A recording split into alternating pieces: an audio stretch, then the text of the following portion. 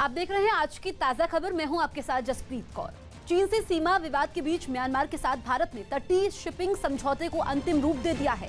विदेश मंत्रालय के मुताबिक सेना प्रमुख नरवणे और विदेश सचिव हर्ष श्रृंगला ने आज आंग सान सू की से मुलाकात के बाद अंतिम रूप दिया है। पूर्वोत्तर के राज्यों से संपर्क को और मजबूत करने के लिए भारत चाबहार की तर्ज पर म्यांमार के सितवे पोर्ट को विकसित कर रहा है। इस पोर्ट की मदद से मिजोरम और मणिपुर समेत पूर्वोत्तर के अधिकतर राज्यों में आर्थिक गतिविधियों को बढ़ावा मिलेगा। ये पोर्ट म्यांमार के राखाइन राज्य में स्थित है। माना यह जा रहा है कि ये पोर्ट 2021 के पहले 3 महीनों में चालू हो जाएगा। सुशांत सिंह राजपूत की मौत के मामले में एम्स के डॉक्टरों की टीम ने सीबीआई को अपनी रिपोर्ट सौंप दी। सीबीआई से जुड़े सूत्रों के मुताबिक एम्स की रिपोर्ट में इस बात का जिक्र है कि न तो सुशांत के विसरा में जहर मिला और न ही उनकी मौत गला घोटने से हुई। जिसके बाद एम्स की रिपोर्ट की इन्हीं बातों के आधार पर सुशांत सिंह राजपूत की मौत को खुदकुशी माना जा रहा है। जब सीबीआई की टीम एम्स के डॉक्टरों से मिलने फॉरेंसिक डिपार्टमेंट पहुंची तो कुछ देर बाद सीबीआई का एक अधिकारी हाथ में सील बंद लिफाफे और एक लाल बॉक्स लेकर बाहर निकला। बताया गया कि इसी लाल बॉक्स में सुशांत का विसरा सैंपल रखा गया था, जिसकी एम्स की फोरेंसिक टीम ने जांच की और अपनी रिपोर्ट में सुशांत की मौत को खुदकुशी बताया। इस समय एम्स में सीबीआई की टीम पहुंची और ये विसरा का बॉक्स है जिसे यहां से लेकर टीम लेकर जा रही है, क्योंकि फोरेंसिक डिपार्टमेंट के पास विसरा रिपोर्ट तय करने के लिए एक समय दिया गया था। एम्स की रिपोर्ट में सुशांत की खुदकुशी की बात सामने आने के बाद मुंबई पुलिस ने भी अपनी जांच को सही ठहराया। हमारे मन में तो इसके बारे में कभी शंका नहीं थी और अब जैसा आपने देख लिया, सच सामने आ गया है। हालांकि इस मामले में सुशांत के पिता के वकील ने एम्स की रिपोर्ट पर सवाल उठाए और एक ट्वीट के जरिए बताया कि वो सीबीआई से नई फोरेंसिक टीम के गठन की मांग करेंगे। राम मंदिर के निर्माण के बीच उत्तर प्रदेश के अयोध्या में श्रद्धालुओं के लिए बने कॉल सेंटर का उद्घाटन किया गया। इस कॉल सेंटर के जरिए लोग राम मंदिर निर्माण में दान देने की सही जानकारी ले सकेंगे, जिसके लिए राम जन्मभूमि तीर्थ क्षेत्र ट्रस्ट के दफ्तर में बने कॉल सेंटर का उद्घाटन किया गया। इस मौके पर वहां मंत्रोच्चार के साथ विशेष पूजा भी की गई।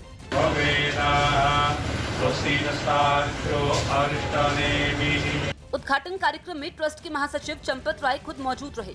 उन्होंने राम मंदिर निर्माण में दान देने के लिए सोशल मीडिया पर फैलाई जा रही गलत जानकारी के बारे में भी लोगों को जागरूक किया। मिलता जुलता नाम रख करके और जो यात्री आते हैं उनको ठगते हैं जन्मभूमि के नाम पर, इसलिए कॉल सेंटर खोला गया है। ट्रस्ट का दावा है कि राम मंदिर के नाम पर लोगों को ठगी का शिकार बनाया जा रहा है, जिसे देखते हुए ट्रस्ट ने कॉल सेंटर बनाया है, जिसके जरिए लोग मंदिर के निर्माण में दान देने के लिए सही जानकारी ले सकते हैं। इसके अलावा मंदिर से जुड़ी दूसरी जानकारियां भी इस कॉल सेंटर के जरिए जुटाई जा सकती है। पटना में दिन दहाड़े बीजेपी नेता के भाई की हत्या पर लोगों का गुस्सा भड़क गया। बताया गया कि बीजेपी नेता का भाई दुकान खोलने के लिए घर से निकला था, तभी उसकी गोली मारकर हत्या कर दी गई, जिसके बाद इलाके के लोगों का गुस्सा फूट पड़ा। हत्या से नाराज लोगों ने टायर में आग लगाकर सड़क को जैम कर दिया और सरकार के खिलाफ नारेबाजी की। वारदात की खबर मिलते ही कुछ पुलिस वाले भी घटना वाली जगह पहुंचे और हंगामा कर रहे लोगों को समझाते दिखे, जबकि कुछ पुलिस वाले हत्या से जुड़े सबूत इकट्ठा करते नजर आए। इस मामले में परिवार वालों ने आरोपियों को जल्द गिरफ्तार करने की मांग की। हम प्रशासन से मांग करते हैं कि जल्द से जल्द हत्यारा गिरफ्तार हो। इलाके के गुस्साए लोगों ने इस पूरे मामले में पुलिस पर लापरवाही का भी आरोप लगाया। राजस्थान के भीलवाड़ा से एक चौंका देने वाला वीडियो सामने आया, जिसमें एक लड़की एक आदमी को पीटते हुए नजर आई। बताया गया कि छेड़छाड़ की घटना के बाद उसने आरोपी को सबक सिखाया और जब आरोपी ने भागने की कोशिश की तो उसने पीछा कर उसे दबोच लिया और उसके साथ मारपीट भी की।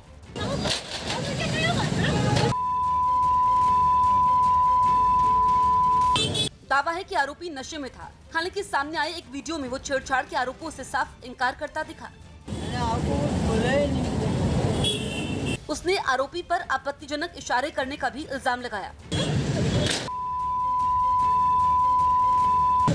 हालांकि इस मामले में आरोपी के खिलाफ पुलिस में शिकायत दर्ज नहीं करवाई गई और उसे चेतावनी देकर छोड़ दिया गया। उत्तर प्रदेश के मिर्जापुर में विंध्यवासिनी मंदिर के अंदर कुछ श्रद्धालुओं की पुलिस से झड़प हो गई। ऐसा तब हुआ जब दर्शन के लिए काफी तादाद में लोग वहां पहुंच गए, जहां भीड़ बढ़ते ही धक्का मुक्की शुरू हो गई, जिसे संभालने की कोशिश में ड्यूटी पर तैनात कुछ पुलिस वालों से एक परिवार भिड़ गया। आरोप है कि एक पुलिस वाले ने पहले परिवार की एक बुजुर्ग महिला को धक्का दे दिया, जिसके बाद हरी टी शर्ट पहने परिवार के एक दूसरे सदस्य पर कुछ पुलिस वाले टूट पड़े। इस घटना के बाद मंदिर के अंदर थोड़ी देर के लिए अफरा तफरी मची रही। मंदिर में दर्शन रोक दिए गए। कई लोग पुलिस और श्रद्धालुओं के बीच हो रही तीखी बहस को अपने मोबाइल में रिकॉर्ड करते दिखे। हालात बिगड़ते देख कुछ और पुलिस वाले वहां पहुंचे और नाराज परिवार वालों को मंदिर से बाहर ले गए। जो पुलिस वाला मेरे को कवर किया था उसने मेरे हाथ जेब से मोबाइल खींचा। मैं उसको बोला सर आप मेरा मोबाइल खींच रहे हो, तो उसने मेरे को लात से मारकर ढकेल दिया। मंदिर के पुजारी ने भी इस घटना की निंदा की और पुलिस को संयम से काम करने की नसीहत दी। अंतर्राष्ट्रीय स्तर पर चीन को घेरने के लिए आज 4 देशों की अहम बैठक होगी। टोक्यो में होने वाली इस बैठक में भारत, अमेरिका, जापान और ऑस्ट्रेलिया के विदेश मंत्री शामिल होंगे। हिंद प्रशांत क्षेत्र में चीन को साधने के लिए इसमें रणनीति बनाई जाएगी। भारत की ओर से विदेश मंत्री एस जयशंकर इसमें शामिल होंगे। एलएसी विवाद के बीच चीन को बेनकाब करने के लिए यह बैठक अहम मानी जा रही है। जापान में पीएम पद पर हुए बदलाव के बाद पहली बैठक है। भारतीय समय के मुताबिक ये बैठक दोपहर 1:30 बजे होगी। अमेरिकी विदेश मंत्री ने ट्वीट किया कि वो भारत के विदेश मंत्री और दूसरे नेताओं के साथ बैठक का इंतजार कर रहे हैं। अमेरिका के कैलिफोर्निया से एक हैरान करने वाली तस्वीर सामने आई, जिसमें करीब 150 किलोमीटर तक एक कार का पीछा करने के बाद पुलिस ने उसमें सवार संदिग्ध को मार गिराया। उस आदमी ने 1 घंटे तक पुलिस को छकाया, लेकिन आखिरकार वो पुलिस के हत्थे चढ़ गया और बीच सड़क पर पुलिस ने उस पर ताबड़तोड़ 10 गोलियां फायर कर दी।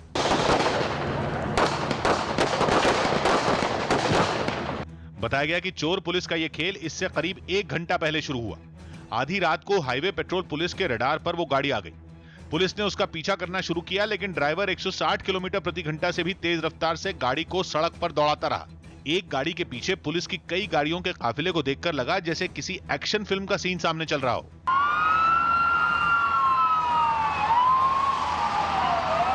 कई किलोमीटर भागने के बाद गाड़ी रुकी। हमले की आशंका में एक पुलिस वाले ने भी अपनी पिस्तौल तान दी, लेकिन गाड़ी के अंदर बैठा आदमी बाहर नहीं निकला और गाड़ी को भगा ले गया। मगर पुलिस भी हाथ धोकर उसके पीछे पड़ी रही। करीब 50 किलोमीटर बाद ड्राइवर ने गाड़ी फिर रोकी। पुलिस ने फिर अपनी बंदूकें निशाने पर ले ली, मगर इस बार वो आर पार के मूड में दिखी। उसका हेलीकॉप्टर भी हवा में मंडराता दिखा और फिर पुलिस ने ड्राइवर को गोलियों से छलनी कर दिया। इसके बाद घायल को अस्पताल ले जाया गया, जहां डॉक्टरों ने बताया कि उसकी मौत हो चुकी है। यूपी के मुरादाबाद में एक चौंका देने वाली घटना सामने आई, जहां अपनी पसंद का मोबाइल फोन नहीं दिलाने पर एक लड़का जान देने के लिए अपने मकान की छत पर चढ़ गया। उसे मनाने में पुलिस के भी पसीने छूट गए और आसपास रहने वाले लोगों की बातों का भी उस पर कोई असर नहीं पड़ा। वो अपने मकान की छत से कूदने की बात पर अड़ा रहा।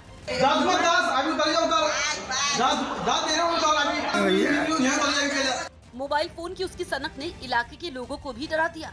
उसके घर वाले भी मिन्नतें करके थक गए, यहाँ तक कि उसकी जिद ने पुलिस वालों के भी हाथ पैर फुला दिए। काफी हंगामे के बाद पुलिस किसी तरह उसे छत से उतारकर नीचे ले आई। हालांकि तब भी उसकी सुई मोबाइल फोन पर ही अटकी रही। घर वाले मोबाइल नहीं दिला रहा तो मैं यही करता। खाली मोबाइल के लिए आत्महत्या कर रहा था। यही नहीं, आत्महत्या की कोशिश करने से पहले उसने एक वीडियो बनाकर इसके लिए अपने घर वालों को जिम्मेदार माना था। ये वीडियो भी इंटरनेट पर वायरल हो गया। इसके जिम्मेदार मेरे घर वाले होंगे। मेरे डैडी कह रहे हैं मोबाइल दिलाने को, पर मेरे घर वाले लाने नहीं दे रहे। इस घटना में पुलिस की सूझबूझ से उसे नीचे उतार लिया गया और उसे गिरफ्तार करने की चेतावनी भी दी गई। हाथरस केस पर मचे सियासी बवाल के बीच एक चौंकाने वाली खबर आई। जांच एजेंसियों को पता चला कि हाथरस केस की आड़ में उत्तर प्रदेश में दंगे करवाने की बड़ी साजिश रची गई थी। न्यूज़ 18 के अजीत सिंह की रिपोर्ट है कि हाथरस केस की आड़ में उत्तर प्रदेश में दंगे करवाने की प्लानिंग की गई थी, ऐसा जांच एजेंसियों का दावा है, ताकि प्रधानमंत्री नरेंद्र मोदी और उत्तर प्रदेश के मुख्यमंत्री योगी आदित्यनाथ की छवि खराब की जा सके। यूपी पुलिस और सरकार का दावा है कि मामले को तूल देने के लिए रातों रात जस्टिस फॉर हाथरस नाम की एक वेबसाइट बनाई गई और उस पर फर्जी आईडी वाले हजारों लोगों को जोड़ा गया। जांच एजेंसियों को पता चला कि इस वेबसाइट के तार कई इस्लामिक देशों से जुड़े हैं, जिन्होंने इस काम के लिए फंडिंग की, जिसका इस्तेमाल सोशल मीडिया पर अफवाहें फैलाने के लिए किया गया। इस अहम खबर से पर्दा उठने के बाद उत्तर प्रदेश की पुलिस ने हाथरस में दंगे की साजिश का मुकदमा भी दर्ज कर लिया। वायुसेना ने किसी भी चुनौती से निपटने का भरोसा दिया। चीन से जारी तनातनी के बीच वायुसेना प्रमुख RKS भदौरिया ने किसी भी चुनौती से निपटने के लिए तैयार होने का भरोसा दिया। साथ ही उन्होंने साफ कर दिया कि वायुसेना LAC पर चीन से काफी मजबूत स्थिति में है। We are very well positioned and there is no question that in any conflict scenario there China can get the better of us. पूर्व केंद्रीय मंत्री और यूपी कांग्रेस के वरिष्ठ नेता काजी रशीद मसूद का निधन हो गया। 91 साल के रशीद मसूद कुछ दिन पहले ही कोरोना से उबरकर दिल्ली से सहारनपुर लौटे थे, लेकिन उनकी तबीयत फिर बिगड़ गई थी, जिस पर उन्हें उत्तराखंड के रुड़की में एक अस्पताल में भर्ती करवाया गया था। उनके निधन पर अखिलेश यादव समेत कई नेताओं ने दुख जताया। मध्य प्रदेश के मंत्री बिसाहू लाल सिंह का बच्चों को पैसे बांटने का वीडियो वायरल हो गया, जिस पर कांग्रेस ने बीजेपी पर हमला बोला और पैसों से वोट खरीदने का आरोप लगा दिया। ये वही नोट हैं 35-35 करोड़ वाले जो अभी जनता में बांटने की कोशिश कर रहे हैं। ये अब इनके पास एक ही काम बच गया है कि नोटों से वोट कैसे लें। कांग्रेस के हमलों का जवाब देने खुद बिसाहू लाल सिंह सामने आए और दावा किया कि पैसे बांटने का वीडियो आचार संहिता लागू होने से पहले का है। साथ ही कांग्रेस के लगाए सभी आरोपों को भी उन्होंने गलत बताया। ये सब पूर्व के फोटो हैं, अगर पूर्व के फोटो आप निकालेंगे तो हजारों फोटो पैसा देते हुए आपको मिल जाएंगे। देश के सबसे अमीर नगर निगम बीएमसी की स्थायी समिति और शिक्षा समिति के अध्यक्ष पद पर एक बार फिर से शिवसेना ने बाजी मार ली है। इस जीत के साथ शिवसेना ने बीजेपी की कोशिशों पर पानी फेर दिया और वो स्थायी समिति के अध्यक्ष पद का चुनाव हार गई। इस जीत के साथ एक बार फिर शिवसेना के यशवंत जाधव बीएमसी की स्थायी समिति के अध्यक्ष बन गए, जिनका फूलों की गुलदस्तों से स्वागत किया गया। मुंबई के नगर निगम बीएमसी की शिक्षा समिति के अध्यक्ष पद पर भी शिवसेना की जीत हुई। इन समितियों पर कब्जे का सीधा मतलब ये है कि बीएमसी की खजाने की चाबी शिवसेना के पास ही रहेगी। मुंबई शहर का जितना भी काम है, डेवलपमेंट है, वो सब हम सही तरीके से करेंगे। हालांकि बीएमसी चुनाव में बीजेपी को हार से ज्यादा उसके 2 पार्षदों की तरफ से हुई क्रॉस वोटिंग ने चौंकाने का काम किया, जिन पर कार्रवाई की बात कही जा रही है और इसको पार्टी ने बहुत गंभीरता से लिया हुआ है। जिन्होंने भी किया है उनके ऊपर कार्रवाई होगी। बीएमसी की समितियों के चुनाव में समाजवादी पार्टी और एनसीपी ने पहली बार शिवसेना के पक्ष में वोटिंग की। चीन के चैंगशा में बिना ड्राइवर के चलने वाली टैक्सियों का टेस्ट रन शुरू हो गया। चीन ने हाल के कुछ महीनों में बिना ड्राइवर वाले ट्रकों और कई दूसरी गाड़ियों का भी परीक्षण किया है और इसी कड़ी में उसने ऐसी टैक्सियां भी उतार दी जो बिना ड्राइवर चीन के चैंगशा की सड़कों पर सरपट दौड़ती नजर आई। कई तरह के सेंसर और कैमरों से लैस इस टैक्सी में कुछ लोग जरूर बैठे दिखे, लेकिन उसका स्टीयरिंग खुद ब खुद चलते हुए मंजिल की तरफ बढ़ता रहा, जबकि पास लगी एक स्क्रीन रास्तों की जानकारी देती दिखी। फिलहाल इन टैक्सियों का टेस्ट रन किया जा रहा है, जिन्हें एक ऐप के जरिए बुक किया जा सकता है। रोबो टैक्सी नाम की इन टैक्सियों में यात्रियों की सुरक्षा के लिए 2 टेक्नीशियन भी होंगे, ताकि सफर के दौरान कोई परेशानी न हो। हाथरस मामले में माहौल बिगाड़ने के आरोप में 4 गिरफ्तार। हाथरस मामले की आड़ में प्रदेश में दंगा कराने की साजिश रचने के आरोप में पुलिस ने 4 लोगों को गिरफ्तार किया। पकड़े गए लोग पॉपुलर फ्रंट ऑफ इंडिया यानी पीएफआई के सदस्य बताए गए हैं। सीएम योगी आदित्यनाथ ने जम्मू कश्मीर के पुलवामा में हुए आतंकी हमले में शहीद होने वाले शैलेंद्र प्रताप सिंह के परिवार वालों को 50 लाख रुपए की मदद देने का ऐलान किया। दिल्ली के पास गाजियाबाद में पुलिस ने तस्करों के कब्जे से 8 क्विंटल गांजा बरामद किया, जिसकी कीमत 1 करोड़ रुपए से ज्यादा बताई गई। गांजे की ये खेप सब्जियों और फलों के ट्रक में छिपाकर ले जाई जा रही थी। कोरोना संकट के बीच वियतनाम के हनोई में ड्रैगन फेस्टिवल धूमधाम से मनाया गया। ये फेस्टिवल शहर की 1010वीं वर्षगांठ के मौके पर मनाया गया, जहां रंग बिरंगी पोशाक पहने सैकड़ों कलाकारों ने जोरदार कार्यक्रम पेश किया। हालांकि इस कार्यक्रम में कई फीट लंबे एक ड्रैगन ने सबका ध्यान खींचा। कपड़े से बना ये ड्रैगन आग उगलता नजर आया, जिसे देखकर वहां मौजूद सभी लोग हैरान रह गए। ड्रैगन के इस करतब को कई लड़के सड़क पर अंजाम देते दिखे। एक कलाकार ने बताया कि कोरोना की वजह से अभी तक सभी तरह के आयोजनों पर रोक लगी हुई थी, लेकिन इस फेस्टिवल की वजह से वो काफी खुश हैं। इस ड्रैगन फेस्टिवल में 300 से ज्यादा कलाकारों ने हिस्सा लिया, जिनमें कई लोग जानवरों की वेशभूषा में हैरतअंगेज करतब करते नजर आए। बिहार चुनाव के लिए बीजेपी उम्मीदवारों की पहली लिस्ट आज आ सकती है। उम्मीदवारों के नाम तय करने से पहले बीजेपी अध्यक्ष जेपी नड्डा के घर पार्टी नेताओं की बैठक हुई, जिसमें सूत्रों के मुताबिक ये तय हुआ कि उम्मीदवारों की पहली सूची आज पटना में जारी की जाएगी। बीजेपी के नेता पटना जाएंगे और वहीं बीजेपी और जेडीयू की साझा प्रेस कॉन्फ्रेंस होगी। बताया गया कि पार्टी अपने पहले और दूसरे चरण के उम्मीदवारों के नाम का ऐलान कर सकती है। राजस्थान में महिलाओं के खिलाफ अपराध के बढ़ते मामलों पर बीजेपी ने गहलोत सरकार के खिलाफ मोर्चा खोल दिया और जयपुर में जबरदस्त प्रदर्शन किया। पिछले कई दिनों में कांग्रेस ने हाथरस केस के मुद्दे को खूब हवा दी और उत्तर प्रदेश में बीजेपी की सरकार पर सवाल उठाए, जिसके बाद राजस्थान में बीजेपी ने भी वही सियासी हथकंडा अपनाया। जयपुर में पार्टी के कार्यकर्ताओं ने राज्य में हो रहे रेप के मामलों के विरोध में मार्च निकाला। पार्टी के प्रदेश अध्यक्ष सतीश पुनिया की अगुवाई में हुए इस प्रदर्शन में बीजेपी कार्यकर्ताओं के तेवर आक्रामक दिखे। यही वजह रही कि जैसे ही पुलिस ने उन्हें रोकने की कोशिश की, वो उससे भिड़ गए।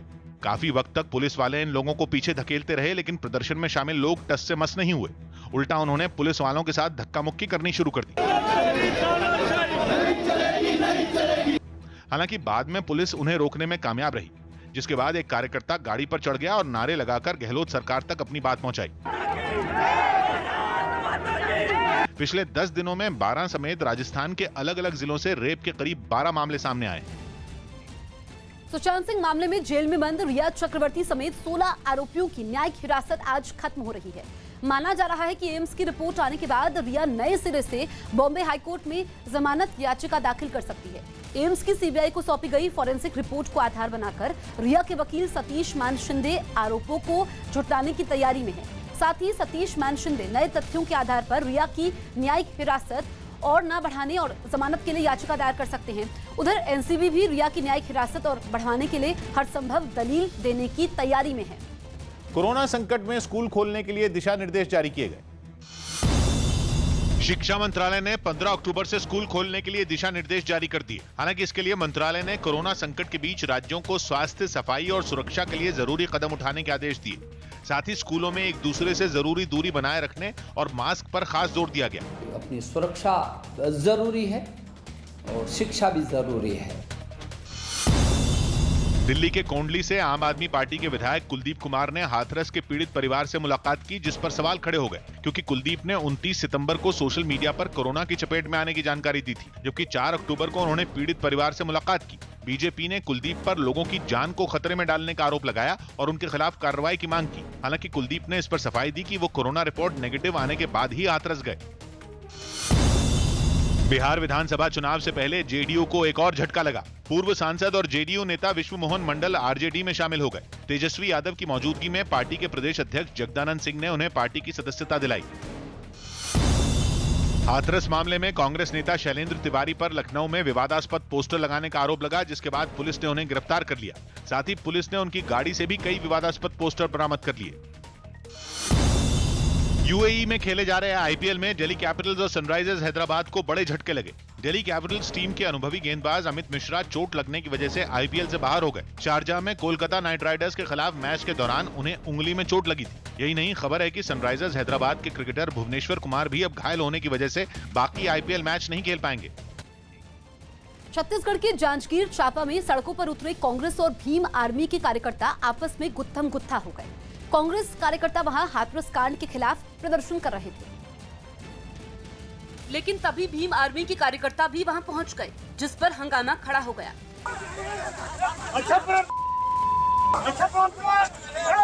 पुलिस की मौजूदगी में कांग्रेस और भीम आर्मी के कार्यकर्ताओं ने एक दूसरे को खूब पीटा। पुलिस ने बीच बचाव की कोशिश की, लेकिन उसकी इस कोशिश का कोई असर नहीं हुआ। कांग्रेस ने मारपीट और हंगामे का आरोप भीम आर्मी के कार्यकर्ताओं पर मढ़ दिया। उन लोगों के द्वारा हमारे कार्यक्रम स्थल में आकर के कांग्रेस विरोधी और कांग्रेस नेताओं के विरोध में जमकर नारेबाजी की गई। काफी कोशिश के बाद पुलिस किसी तरह हंगामा कर रहे कार्यकर्ताओं को शांत करवा पाई। ये हंगामा हाथरस कांड के खिलाफ प्रदर्शन के समय हुआ। कर्नाटक कांग्रेस के अध्यक्ष डीके शिवकुमार के ठिकानों पर सीबीआई की छापेमारी पर पार्टी कार्यकर्ता आग बबूला हो गए। उन्होंने राज्य के कई जिलों में प्रदर्शन भी किया। सीबीआई की कार्रवाई में उनके ठिकानों से करीब 57 लाख रुपए बरामद हुए। डीके शिवकुमार पर आय से अधिक संपत्ति का आरोप है और इसी मामले में उनके ठिकानों पर छापे मारे गए, जिसके बाद कांग्रेस कार्यकर्ता भड़क गए। उन्होंने कर्नाटक में कई जगह प्रदर्शन किए, जिनमें सबसे जोरदार प्रदर्शन हुबली में हुआ। वहां कांग्रेस कार्यकर्ताओं ने गुस्से में आकर एक टायर जला दिया। इससे पहले इन लोगों ने बीजेपी सरकार के खिलाफ मार्च निकाला और फिर एक जगह इकट्ठा होकर खूब नारेबाजी की। सीबीआई ने डीके शिवकुमार के खिलाफ चल रहे आय से अधिक संपत्ति के मामले में एक्शन लिया और सुबह सुबह उनके और उनके करीबियों के 15 ठिकानों पर छापे मारे, जिनमें उनके बेंगलुरु और दिल्ली के घर और दफ्तर भी शामिल हैं। हालांकि कांग्रेस को कर्नाटक में पार्टी के संकट मोचक कहे जाने वाले डीके शिवकुमार पर हुई इस कार्रवाई के पीछे सियासी चाल नजर आई और उसने इसे वहां होने वाले उपचुनावों से जोड़ दिया। Total conspiracy of the government because elections are coming, by elections are coming. Karnataka में 3 नवंबर को 2 विधानसभा सीटों पर उपचुनाव होंगे। अफगानिस्तान में लघमन प्रांत के गवर्नर के काफिले को निशाना बनाकर आत्मघाती हमला किया गया, जिसमें वो बाल बाल बच गए। हालांकि इस हमले में 8 लोगों ने अपनी जान गंवा दी, जबकि 30 से ज्यादा लोग घायल हो गए। और यह आत्मघाती हमला विस्फोटक से भरी एक गाड़ी से किया गया। इस धमाके में अफगानिस्तान के लघमन प्रांत के गवर्नर बाल बाल बच गए। हमले के बाद वहां अफरा तफरी का माहौल नजर आया। जिस गाड़ी से हमला हुआ, धमाके में उसके परखच्चे उड़ गए। इसके अलावा गवर्नर के काफिले में शामिल गाड़ियों को भी नुकसान पहुंचा। په موټریس کاروان د هیواد د دښمنانو لخوا موټر بم چاودنه شوی. इस हमले में 8 लोगों की मौत हो गई, जबकि कई लोग गंभीर रूप से घायल हो गए. धमाका इतना जोरदार था कि काफी दूर तक काले धुएं का गुबार आसमान में उड़ता दिखा. इस हमले की अब तक किसी संगठन ने जिम्मेदारी नहीं ली है, लेकिन इसके पीछे आतंकी संगठन IS और तालिबान की भूमिका होने का शक है. कृषि कानूनों के खिलाफ राहुल गांधी की ट्रैक्टर यात्रा दूसरे दिन भी जारी रही, जिसमें नवजोत सिंह सिद्धू के नहीं पहुंचने से कई सवाल भी खड़े हो गए. हालांकि यात्रा के पहले दिन वो शामिल हुए थे, लेकिन संगरूर से शुरू हुई इस यात्रा में वो नहीं आए. इस यात्रा में सैकड़ों कार्यकर्ता मौजूद रहे, जिसमें सबसे आगे वाले ट्रैक्टर पर खुद राहुल गांधी और पंजाब के मुख्यमंत्री अमरिंदर सिंह बैठे हुए नजर आए, जबकि उनके पीछे अलग अलग ट्रैक्टर पर सवार कार्यकर्ताओं ने कृषि बिल के विरोध में जमकर नारेबाजी की. हालांकि इस यात्रा के दूसरे दिन नवजोत सिद्धू कहीं नहीं दिखे. इस बीच सिद्धू, बड़ी बात यह है कि नवजोत सिंह सिद्धू पहले दिन इस किसान यात्रा में शामिल हुए थे, लेकिन दूसरे दिन सिद्धू नदारत हैं. पटियाला पहुंचने के बाद राहुल गांधी एक मंडी में भी गए और किसानों के साथ साथ आड़तियों से भी बात की. कांग्रेस नेता राहुल गांधी इस वक्त समाना में धान की मंडी में हैं और आप देखिए इस वक्त की हाथ में धान लिए हुए हैं, कृषि कानूनों की मुखालफत कर रहे हैं. राहुल गांधी ने कृषि कानून पर केंद्र सरकार पर जोरदार हमला बोला और कानून को पास करवाने के समय पर सवाल उठा दिए. ये किसान और मजदूर खड़ा नहीं हो पाएगा, लड़ नहीं पाएगा, इसीलिए कोविड के समय इन्होंने काम किया. राहुल गांधी ने इस कानून को वापस लेने तक आंदोलन जारी रखने की चेतावनी दी. जापान के टोक्यो में आज क्वाड की दूसरी बैठक. जापान के टोक्यो में चीन के खिलाफ क्वाड देशों की दूसरी बैठक आज होगी, जिसमें अमेरिका, जापान, ऑस्ट्रेलिया और भारत के विदेश मंत्री हिस्सा लेंगे. बैठक में हिंद प्रशांत के इलाके में चीन पर लगाम कसने की रणनीति तय होगी. चीन से विवाद के बीच भारत और म्यांमार के बीच सुरक्षा के मुद्दे पर अहम समझौते किए गए, जिसके तहत भारत म्यांमार के एक बंदरगाह को विकसित करेगा, जिससे पूर्वोत्तर के राज्यों को भी फायदा होगा. पीएम मोदी ने यहूदी नववर्ष पर इजराइल के पीएम बेन्यामिन नेतन्याहू और इजराइल के लोगों को बधाई दी. दोनों नेताओं के बीच दूसरे मुद्दों पर भी चर्चा हुई. चीन में वहां के राष्ट्रीय दिवस और मिड ऑटम फेस्टिवल पर जोरदार जश्न मनाया जा रहा है. वहां 1 अक्टूबर को राष्ट्रीय दिवस के मौके पर हफ्ते भर की छुट्टी होती है और इस बार इसी दिन मिड ऑटम फेस्टिवल भी पड़ गया. ऐसे में खुशी के दो मौकों पर चीन में जश्न भी दुगना हो गया. सामने आई तस्वीरों में वहां के बड़े बड़े शहर रंग बिरंगी रोशनी में नहाए दिखे. आसमान छूती इमारतें जगमगाती नजर आईं. घूमने फिरने की जगह भी लाइटों से सज गईं. मतलब पैसा तो पानी की तरह बहाया गया. ऐसी चकाचौंध नजर आई कि कोई भी दीवाना हो जाए. इतने बड़े और शानदार लाइट शो को देखकर ऐसा लगा जैसे चीन में दिवाली मनाई जा रही हो. राष्ट्रीय दिवस और मिड ऑटम फेस्टिवल पर बाजार रात में भी खुल गए. जगह जगह सांस्कृतिक कार्यक्रम भी होते दिखे. लोगों के मनोरंजन के लिए कई तरह के आयोजन रखे गए. सामने आई एक तस्वीर में कलाकारों ने पानी पर ऐसे शानदार करतब किए कि लोगों के होश उड़ गए. कई जगह ड्रोन शो भी किए गए. हालांकि जश्न के बीच कोरोना से बचाव के नियमों का पालन होता नजर नहीं आया. न तो लोगों के चेहरों पर मास्क दिखे और न ही उनके बीच 2 गज की दूरी नजर आई. इटली में FIA कार्टिंग वर्ल्ड चैंपियनशिप के समय एक ऐसी घटना हुई जिसने सबको चौंका दिया. चैंपियनशिप में हिस्सा लेने वाला एक कार्ट रेसर दौड़ से बाहर होने के बाद इस कदर आग बबूला हुआ कि उसने एक दूसरे प्रतियोगी पर अपनी गाड़ी का टूटा हुआ बम्पर फेंक दिया. यह घटना रेस के समय हुई, जिसने सबको हैरान कर दिया.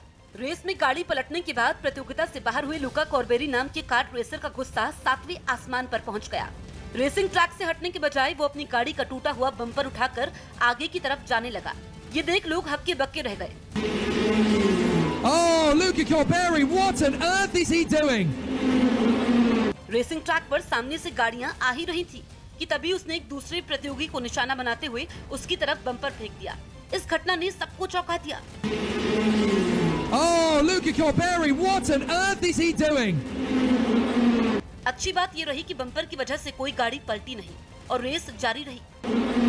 I'm sorry, that is absolutely unacceptable. Race के दौरान उसने जिस प्रतियोगी की तरफ बम्पर फेंका वो उससे काफी खफा था, क्योंकि दावा है कि रेस के समय उसकी गाड़ी की टक्कर की वजह से ही वो प्रतियोगिता से बाहर हुआ था. ऐसे में ये मामला बम्पर फेंकने तक ही सीमित नहीं रहा और रेस खत्म होने के बाद वो दोनों एक दूसरे से भिड़ गए.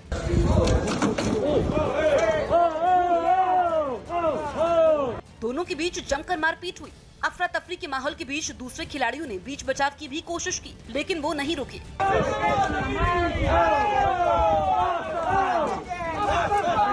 यही नहीं, झगड़ा इस कदर बढ़ गया कि दूसरे खिलाड़ी भी इस मारपीट में शामिल हो गए. इस घटना के बाद कार रेसर लुका कॉर्बेरी ने अपने गुस्से के लिए सबसे माफी मांगी और भविष्य में कभी भी किसी रेस में हिस्सा नहीं लेने का ऐलान किया। बताया जा रहा है कि इस घटना के लिए उस पर आजीवन प्रतिबंध लगाने की सिफारिश की गई है, जिस पर जल्द फैसला हो सकता है। थाईलैंड से एक दिल दहला देने वाला वीडियो सामने आया जिसमें एक मोटरसाइकिल पर सवार 2 लोग बिजली के तारों की चपेट में आ गए। यह हादसा वहां की एक भीड़ भाड़ वाली सड़क पर हुआ, जिसमें कई गाड़ियां सामान्य रफ्तार में चल रही थीं। एक मोटरसाइकिल पर सवार 2 लोग भी धीमी रफ्तार में आगे बढ़ रहे थे। तभी बाइक चला रहे आदमी को ऊपर से सड़क पर लटका बिजली का तार नजर आया और उसने ब्रेक लगा दी, लेकिन उसकी बाइक बिजली के तार को छू गई और तुरंत बाइक में धमाके के साथ आग लग गई। इस हादसे में बाइक चला रहा आदमी बुरी तरह झुलस गया, जबकि पीछे बैठा आदमी कुछ देर बाद उठा और हादसे वाली जगह से दूर चला गया। वहां सड़क किनारे जिन लोगों की दुकानें थीं, उनमें कुछ पानी की बाल्टी लेकर उस तरफ दौड़े। हालांकि तब तक बाइक में लगी आग बुझ चुकी थी। बाद में हादसे में घायल दोनों लोगों को अस्पताल में भर्ती करवाया गया, जहां उनकी हालत खतरे से बाहर बताई गई। रोहतांग में अटल टनल के उद्घाटन से चीन घबरा गया है। चीन के सरकारी अखबार ग्लोबल टाइम्स ने गीदड़ भभकी दी है कि अगर युद्ध हुआ तो चीनी सेना अटल टनल को बर्बाद कर देगी। चीन ने माना कि इस टनल से भारतीय सैनिकों की सीमा पर तैनाती बहुत तेजी से हो सकती है, साथ ही भारतीय सेना को आपूर्ति में भी मदद मिलेगी। चीन की ओर से कहा गया कि सुरंग के बन जाने से लेह तक की दूरी काफी कम हो गई है। इससे भारत को अपनी रणनीतिक तैयारी में मदद मिलेगी। चीन के सरकारी अखबार के मुताबिक चीन सीमा पर भारत सड़कें और पुल बना रहा है। दौलत बेग ओल्डी को जाने वाली 255 किलोमीटर लंबी रोड पूरी हो चुकी है। भारत 73 अहम सड़कें बना रहा है जो ठंड में भी जारी रहेंगी, लेकिन भारत की इस तैयारी से चीन की घबराहट साफ दिखाई दी। अखबार के मुताबिक युद्ध के समय भारत को इसका कोई फायदा नहीं होगा। हाथरस में पीड़ित परिवार से मिलने पहुंचे आम आदमी पार्टी के सांसद संजय सिंह पर किसी ने काली स्याही फेंकी। घटना तब हुई जब संजय सिंह पीड़ित परिवार से मिलकर बाहर आए और वापस दिल्ली की तरफ जाने लगे। कुछ दूर पहुंचने के बाद उनकी कार रुकी और मीडिया ने उनकी कार को घेर लिया। संजय सिंह कार से उतरकर मीडिया से बात कर रहे थे और तभी एक लड़का हाथ में काली स्याही की छोटी सी बोतल लेकर संजय सिंह की तरफ बढ़ा। लड़के ने सीधा स्याही संजय सिंह पर फेंक दी। अफरा तफरी के माहौल में आम आदमी पार्टी के एक कार्यकर्ता ने स्याही फेंकने वाले को पकड़ लिया। दोनों के बीच झड़प शुरू हो गई। तभी पुलिस के एक अफसर ने स्याही फेंकने वाले को पकड़ लिया। गुस्साए आम आदमी पार्टी के कार्यकर्ताओं से बचाकर पुलिस आरोपी को दूर ले गई। तभी स्याही फेंकने वाला लड़का जोर जोर से चिल्लाने लगा और संजय सिंह पर लाशों की राजनीति करने का आरोप लगाने लगा। ये लोग लाशों की राजनीति करने आ रहे हैं। लेकिन आम आदमी पार्टी ने इस घटना के लिए यूपी पुलिस को दोषी ठहरा दिया। पुलिस ये करा रही है यार, देखो इनको, ये पुलिस करा रही है सामने खड़े होके। संजय सिंह और उनके कुछ साथियों के कुर्ते और चेहरे पर स्याही गिरी थी। माहौल शांत करने के लिए पुलिस ने संजय सिंह को फौरन निकलने के लिए कह दिया और बिना देर किए संजय सिंह की गाड़ी दिल्ली रवाना हो गई। लेकिन आम आदमी पार्टी के कार्यकर्ता अपने नेता पर हुए इस हमले से भड़क उठे और हंगामा करने लगे। पुलिस के कई अधिकारी भड़के कार्यकर्ताओं को शांत कराने की कोशिश करते दिखे, लेकिन संजय सिंह के समर्थकों का गुस्सा ठंडा नहीं हुआ। कुछ कार्यकर्ता तो सड़क पर ही बैठ गए। माहौल बिगड़ता देख पुलिस ने कार्यकर्ताओं को खदेड़ना शुरू कर दिया। पुलिस आगे बढ़ती हुई, यहाँ पर आप देख सकते हैं पुलिस आगे बढ़ती हुई बल का इस्तेमाल कर रही है। पुलिस बल का इस्तेमाल कर रही है और आम आदमी पार्टी के कार्यकर्ताओं को यहाँ से खदेड़ने की कोशिश हो रही है। आम आदमी पार्टी के कार्यकर्ताओं को शांत करने और घटना वाली जगह से खदेड़ने में पुलिस को कई घंटे लग गए। बिहार के पूर्णिया में आरजेडी के पूर्व नेता शक्ति मलिक की हत्या के आरोप में लालू प्रसाद यादव के दोनों बेटों तेजस्वी और तेज प्रताप के खिलाफ एफआईआर दर्ज की गई। 2 दिन पहले कुछ लोगों ने गोली मारकर शक्ति मलिक की हत्या कर दी थी, जिसके बाद उनके परिवार की ओर से दिए गए बयान के आधार पर पुलिस ने 6 लोगों पर केस दर्ज किया और मामले की जांच में जुट गई। हत्या के अगले दिन पुलिस की टीम आरजेडी के पूर्व नेता शक्ति मलिक के पूर्णिया के घर पहुंची। वहां फोरेंसिक जांच के लिए आई टीम ने घर के अंदर और बाहर तफ्तीश की। हत्या की गुत्थी सुलझाने के लिए इन लोगों ने आसपास के लोगों से भी बातचीत की। इस बीच शक्ति मलिक की पत्नी सामने आई और उन्होंने तेजस्वी यादव का नाम लेकर उन पर संगीन आरोप लगाए। टिकट के बदले 50 लाख रुपया तेजस्वी यादव जी मांग रहे थे। 50 लाख रुपया दो तब टिकट मिलेगी, नहीं तो नहीं मिलेगी। पुलिस ने इसी बयान के आधार पर तेजस्वी और तेज प्रताप यादव समेत 6 लोगों के खिलाफ एफआईआर दर्ज की। तेजस्वी यादव, तेज प्रताप यादव षड्यंत्र रचकर इनकी हत्या करवाने, शक्ति मलिक की हत्या करवाने के आरोप में प्राथमिकी दर्ज की गई है। शक्ति मलिक को पिछले महीने की 30 तारीख को आरजेडी से निकाल दिया गया था, जिसके बाद उन्होंने एक प्रेस कॉन्फ्रेंस की थी और आरोप लगाया था कि तेजस्वी यादव ने उनसे टिकट के बदले डोनेशन मांगी। तो तेजस्वी यादव जी बोले कि डोनेशन तो आपको देना पड़ेगा। हमने सर क्यों देना पड़ेगा? तो तेजस्वी यादव जी बोले कि तुम जात का तुम रहेगा और तुमको विधानसभा नहीं जाने देंगे। इस प्रेस कॉन्फ्रेंस के कुछ ही दिन बाद शक्ति मलिक की हत्या हो गई। यही वजह रही कि उनकी हत्या के मामले में उनके परिवार वालों के शक की सुई तेजस्वी और तेज प्रताप पर टिक गई। और उन्होंने पूरे मामले को बिहार चुनाव के लिए होने वाले टिकट बंटवारे से जोड़ा। आरोप लगाया कि उन्हें जान से मारने की धमकी मिल रही थी। हालांकि पुलिस के मुताबिक जांच अभी शुरुआती दौर में है। यही वजह रही कि उसने सबसे पहले क्राइम सीन का रिकंस्ट्रक्शन करने की तैयारी की। रविवार की सुबह शक्ति मलिक के घर में 3 नकाबपोश लोग घुस गए थे, जिन्होंने उन पर ताबड़तोड़ गोलियां चलाई थी, जिसके बाद तीनों बदमाश वहां से फरार हो गए। पुलिस सबसे पहले उन्हीं की तलाश में जुटी हुई है। यही नहीं, पुलिस आसपास के इलाकों में मौजूद सीसीटीवी फुटेज और शक्ति मलिक के कॉल डिटेल भी खंगाल रही है। शक्ति मलिक आरजेडी के टिकट पर रानीगंज विधानसभा सीट से चुनाव लड़ना चाहते थे और उन्होंने आरोप लगाया था कि इस बात पर उनकी आरजेडी के कई बड़े नेताओं से बहस हुई थी। अजरबैजान ने आर्मेनिया के कई गांवों पर कब्जा करने का दावा किया और उसका एक वीडियो भी जारी किया, जबकि आर्मेनिया ने भी एक वीडियो जारी कर अजरबैजान की फौज को भारी नुकसान पहुंचाने का दावा किया। हालांकि दोनों ही वीडियो की पुष्टि किसी अंतर्राष्ट्रीय एजेंसी ने नहीं की।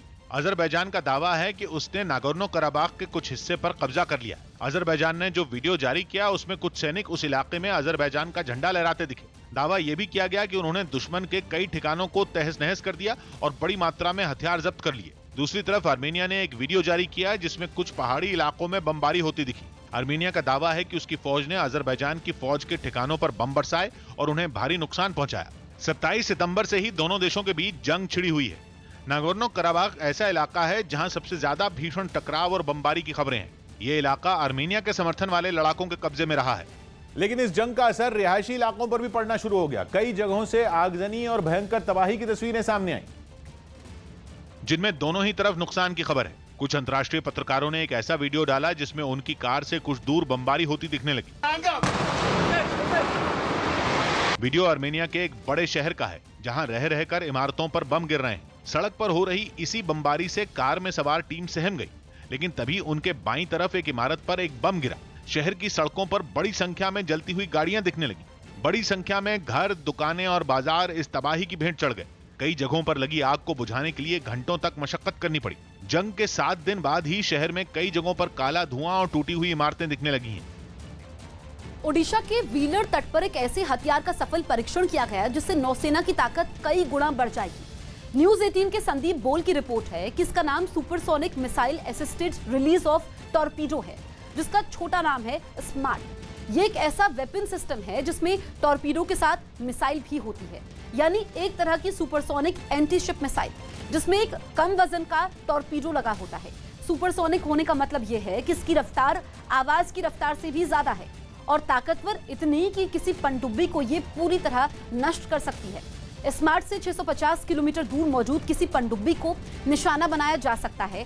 रक्षा मंत्री राजनाथ सिंह और डीआरडीओ प्रमुख का दावा है कि इस मिसाइल से भारत की नौसेना की युद्ध क्षमता को बढ़ाने में जम्मू कश्मीर के पंपोर में हुए आतंकी हमले में सीआरपीएफ के 2 जवान शहीद हो गए, जबकि 3 घायल हो गए। बताया गया कि एक मोटरसाइकिल पर सवार होकर आए 2 आतंकियों ने वहां गश्त कर रहे सीआरपीएफ के जवानों पर हमला कर दिया और हमला करने के बाद आतंकी पास के इलाके में छिप गए। हमले की खबर मिलते ही वहां भारी तादाद में सुरक्षा बल के जवान भी पहुंच गए और पूरे इलाके को घेर लिया गया। एहतियातन जम्मू श्रीनगर नेशनल हाईवे को भी कुछ देर के लिए बंद कर दिया गया। इस आतंकी हमले में घायल जवानों को अस्पताल भेजने के लिए वहां एम्बुलेंस भी तुरंत पहुंच गई। ये कहा जा सकता है कि एक बड़ा अटैक है मिलिटेंट का और यही वजह है कि ये पूरा एरिया जो है इसको बंद कर दिया गया। खाली आर्मी, सीआरपीएफ और पुलिस के लोग जो है उनको जाने की इजाजत दी गई है। जवानों और आतंकियों के बीच काफी देर तक मुठभेड़ भी चलती रही। पुलिस ने जानकारी दी कि हमला करने वाले 2 आतंकियों में एक पाकिस्तान का रहने वाला है जिसका नाम सैफुल्ला है, जबकि दूसरा आतंकी कश्मीर का ही रहने वाला बताया गया। इस हमले के बाद पूरे इलाके में काफी देर तक तलाशी अभियान भी चलाया गया।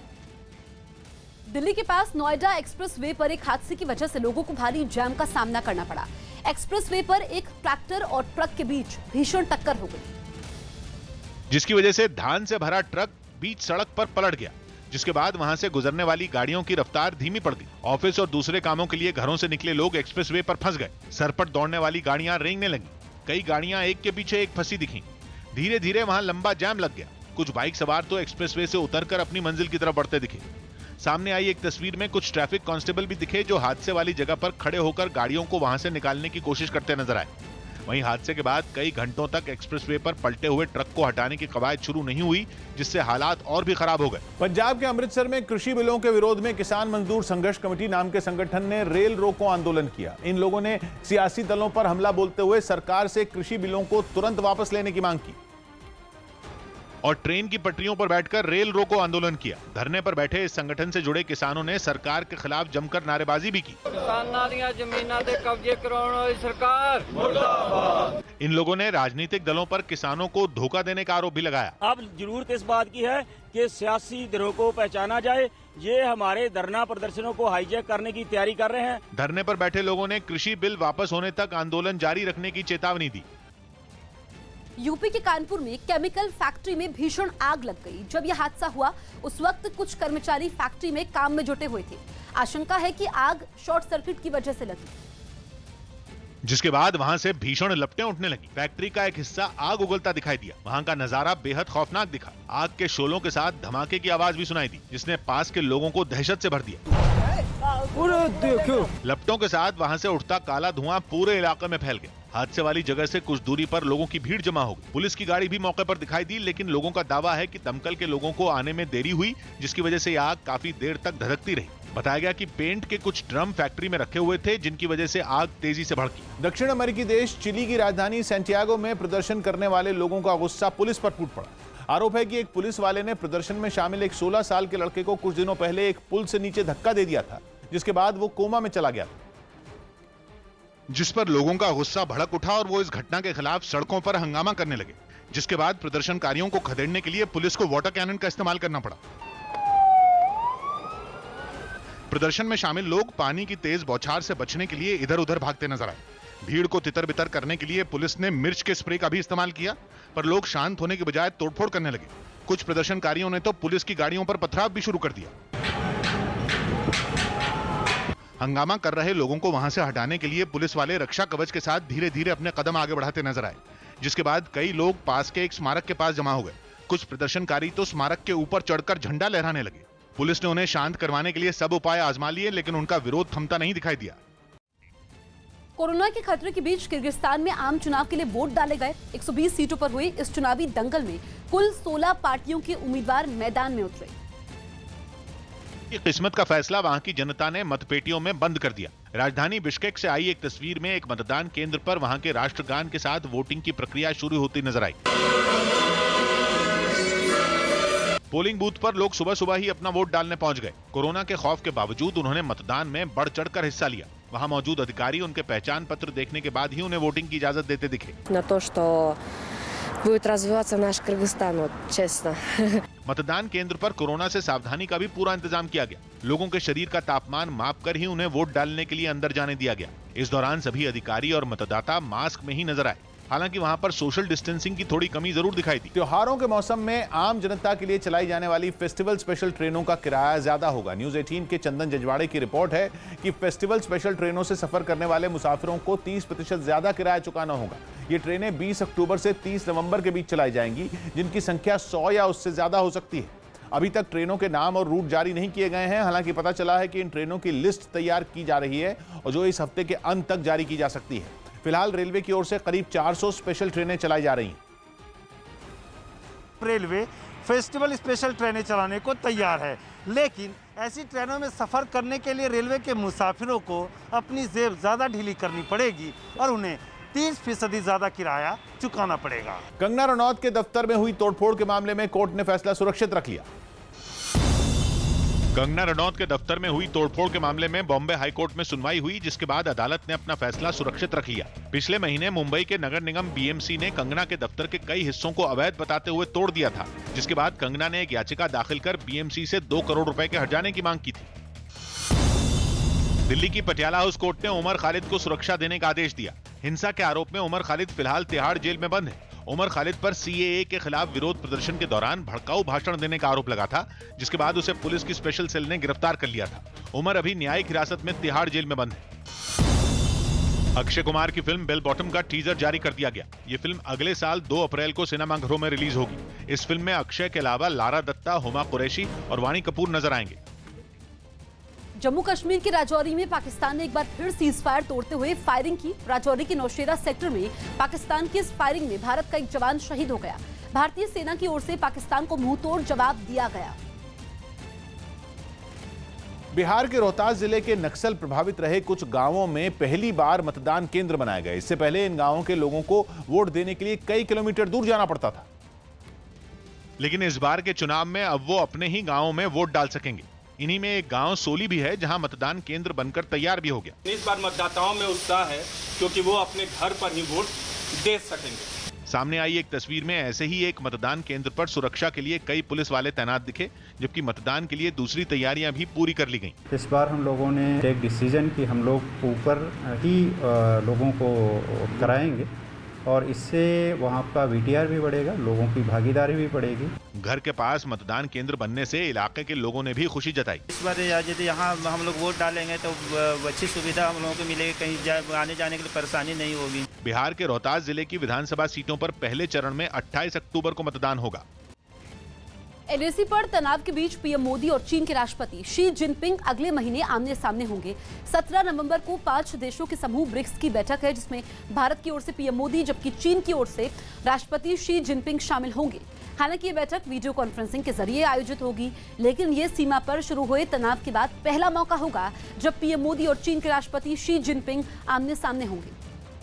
पश्चिम बंगाल में एक बीजेपी नेता की हत्या के बाद पार्टी कार्यकर्ताओं ने कई जिलों में प्रदर्शन किया। एक दिन पहले कोलकाता के पास बैरकपुर में बीजेपी नेता मनीष शुक्ला की गोली मारकर हत्या कर दी गई, जिसके विरोध में पार्टी के कार्यकर्ता सड़कों पर उतर आए और राज्य सरकार के खिलाफ प्रदर्शन किया। बैरकपुर से सामने आई तस्वीरों में कुछ कार्यकर्ता सड़क के बीच बैठकर प्रदर्शन करते दिखाई दिए, जबकि पास की एक दूसरी सड़क पर बीजेपी कार्यकर्ताओं ने जाम लगा दिया और बीच सड़क पर टायर रखकर उनमें आग लगा दी।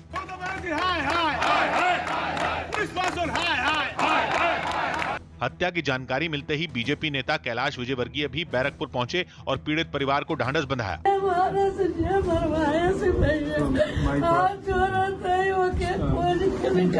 कैलाश विजयवर्गीय ने पश्चिम बंगाल पुलिस पर हत्या में शामिल होने का आरोप लगाते हुए CBI जांच की भी मांग की। पश्चिम बंगाल की पुलिस पर कोई विश्वास नहीं है।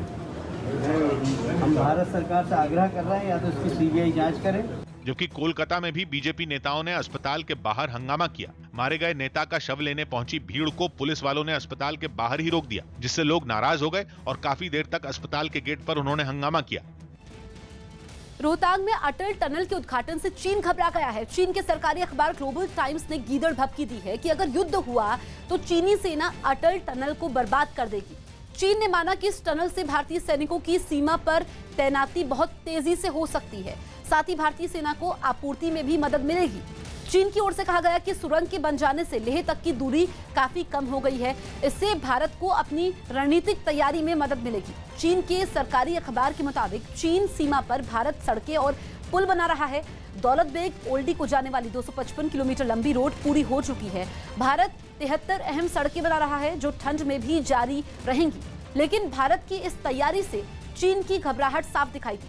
अखबार के मुताबिक युद्ध के समय भारत को इसका कोई फायदा नहीं होगा, तो भारत की तैयारियों से चीन डर चुका है। अटल टनल के उद्घाटन के बाद चीन के सरकारी अखबार ग्लोबल टाइम्स में एक लेख लिखा गया है, जिसमें यह कहा गया है कि जो अटल टनल का उद्घाटन हुआ है उससे युद्ध के समय कोई फायदा नहीं होगा और दोनों देशों को बातचीत से मसला सुलझाना चाहिए। तो इसके जरिए समझा जा सकता है कि चीन कितना घबराया हुआ है। एक बार फिर से चीन ने गीदड़ भभकी दी है। हमने तस्वीरें देखी थी, कल पीएम मोदी ने अटल टनल का उद्घाटन किया था और इस अटल टनल के उद्घाटन से चीन की टेंशन बढ़ गई है।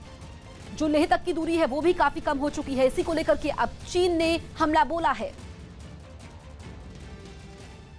हमारे सहयोगी संदीप बोल दिल्ली से लाइव मौजूद हैं, सीधे उनके पास चलते हैं। संदीप, अटल टनल का उद्घाटन पीएम मोदी करते हैं, उसके बाद चीन का ये लेख, चीन बुरी तरीके से डर चुका है।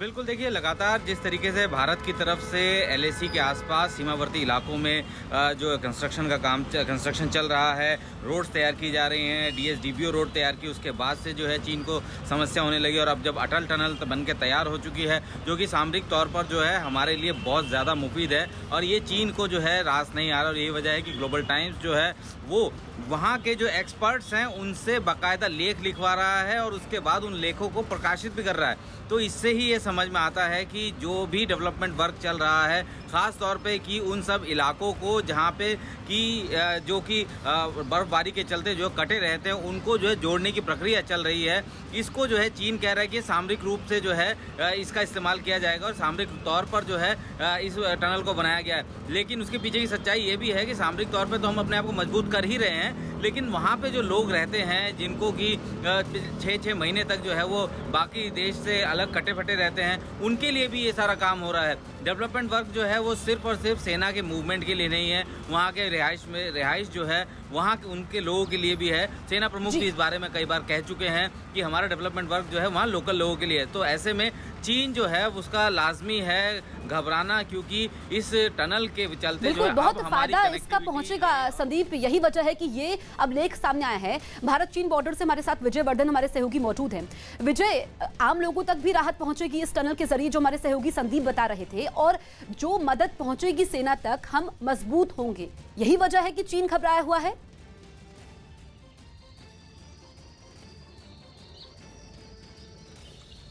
ये निश्चित तौर पे अगर हम चीन की बात करें, खासकर उत्तराखंड के बॉर्डर की हम बात करें, तो चीन और नेपाल की परेशानी तब से सामने आई है जब से भारत ने लिपुलेख बॉर्डर को जोड़ने वाली सड़क को बना रखा है। तकरीबन 88 किलोमीटर की ये सड़क है, 17,000 फीट की हाइट में ये सड़क पहुंची है। चीन की दहलीज तक भारत ने खुद को पहुंचा रखा है। उसके बाद से ही नेपाल और चीन के रूप में एकाएक बदलाव आया है। नेपाल ने कई तरीके के आरोप भारत पे लगाए हैं। एक तरीके से ये कह सकते हैं कि नेपाल चीन की गोद में बैठकर भारत विरोधी रुख इख्तियार किया हुआ है। तो एक ये माना जा सकता है कि जिस तरीके से भारत सरकार बॉर्डर के इलाकों में गंभीर है, बॉर्डर के इलाकों के डेवलपमेंट को लेकर गंभीर है, बॉर्डर के इलाकों में सुरक्षा तंत्र को मजबूत करने को लेकर गंभीर है, कहीं ना कहीं चीन के साथ नेपाल की भी दिक्कतें बढ़ी हुई है। और यही वजह है कि उत्तराखंड के इस बॉर्डर पर 8 मई के बाद नेपाल इस कदर सक्रिय आ रहा है, दिख रहा है। जगह जगह BOP वो खोल रहा है, बॉर्डर इलाकों में अपने एयरपोर्ट वो तैयार करने में लगा हुआ है, सुरक्षा तंत्र को खुद के तैयार करने में लगा हुआ है। और खासकर अगर मैं बात करूं उत्तराखंड की, चमोली है, पिथौरागढ़ है, उत्तरकाशी है, तो इन तीनों जिलों के बॉर्डर इलाकों में सेना के साथ ITBP, SSB पूरी तरीके से चौकन्नी है। डेवलपमेंट के कामों पर फोकस किया जा रहा है, सड़कों को दुरुस्त किया जा रहा है और सड़कों को इस तरीके से बनाया जा रहा है कि आपातकाल के वक्त, किसी दिक्कत के वक्त अगर किसी तरीके का युद्ध होता है तो हमारी सेना आसानी से अपने हथियारों के साथ, लाव लश्कर के साथ चीन को मुंहतोड़ जवाब देने के लिए उस बॉर्डर तक पहुंच सके। ठीक है विजय वर्धन, तो भारत की तैयारी पूरी है, आप दोनों हमारे साथ बने रहिए। दरअसल अंतर्राष्ट्रीय स्तर पर चीन को घेरने के लिए आज 4 देशों की अहम बैठक होगी।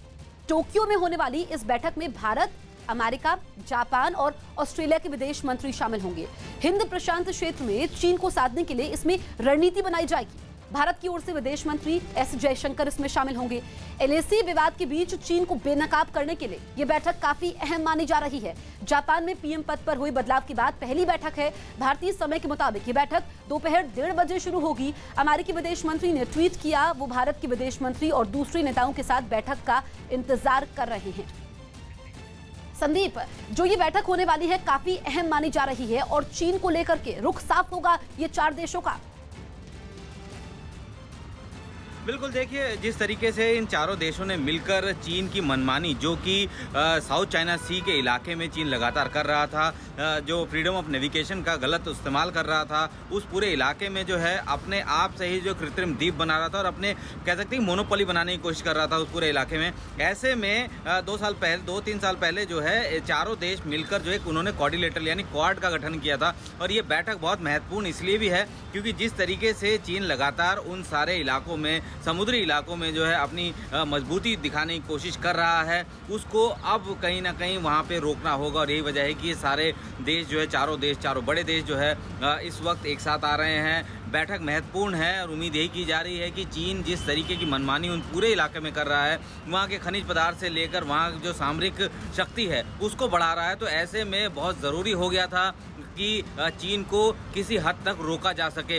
हालांकि इससे पहले भी जो है कोरोना के चलते लगातार चीन पर सवाल उठ ही रहे हैं, लेकिन उसके बावजूद जो है सभी देश, यानी कि आप देख लीजिए अमेरिका के साथ भारत की नौसेना ने अभ्यास किया, जापान के साथ किया, ऑस्ट्रेलिया के साथ किया, तो हम लोग अपनी पूरी तैयारी कर रहे हैं। अब कूटनीतिक तौर पर ये बैठक काफी अहम है। 1:30 बजे का इंतजार करना होगा जब ये बैठक भारतीय समय के अनुसार शुरू होगी। आप दोनों बने रहिए हमारे साथ। 8 अक्टूबर को वायुसेना दिवस के पहले आज गाजियाबाद के हिंडन एयरबेस पर रिहर्सल की जा रही है। इस रिहर्सल में तेजस विमान ने भी उड़ान भरी। पहली बार इस रिहर्सल में राफाल विमान भी उड़ान भरेगा और दुनिया को भारत की ताकत दिखाएगा। तो ये तस्वीरें हम आपको दिखा रहे हैं रिहर्सल वायुसेना दिवस से पहले, और तिरंगा झंडा आपको नजर आ रहा है आसमान में करतब करते। ये आप देख सकते हैं हमारे जाबाज जवानों को, ये रिहर्सल है और पहली बार आसमान में राफाल विमान भी उड़ान भरेगा, जिसने भारतीय वायुसेना की ताकत को बढ़ा दिया है। तस्वीरें लगातार हम आपको दिखा रहे हैं। 8 अक्टूबर को वायुसेना दिवस होता है, उससे पहले आज गाजियाबाद के हिंडन एयरबेस पर ये रिहर्सल की जा रही है। 2 तस्वीरें आप देखिए रिहर्सल की, और 8 अक्टूबर को वहां पर समारोह होगा।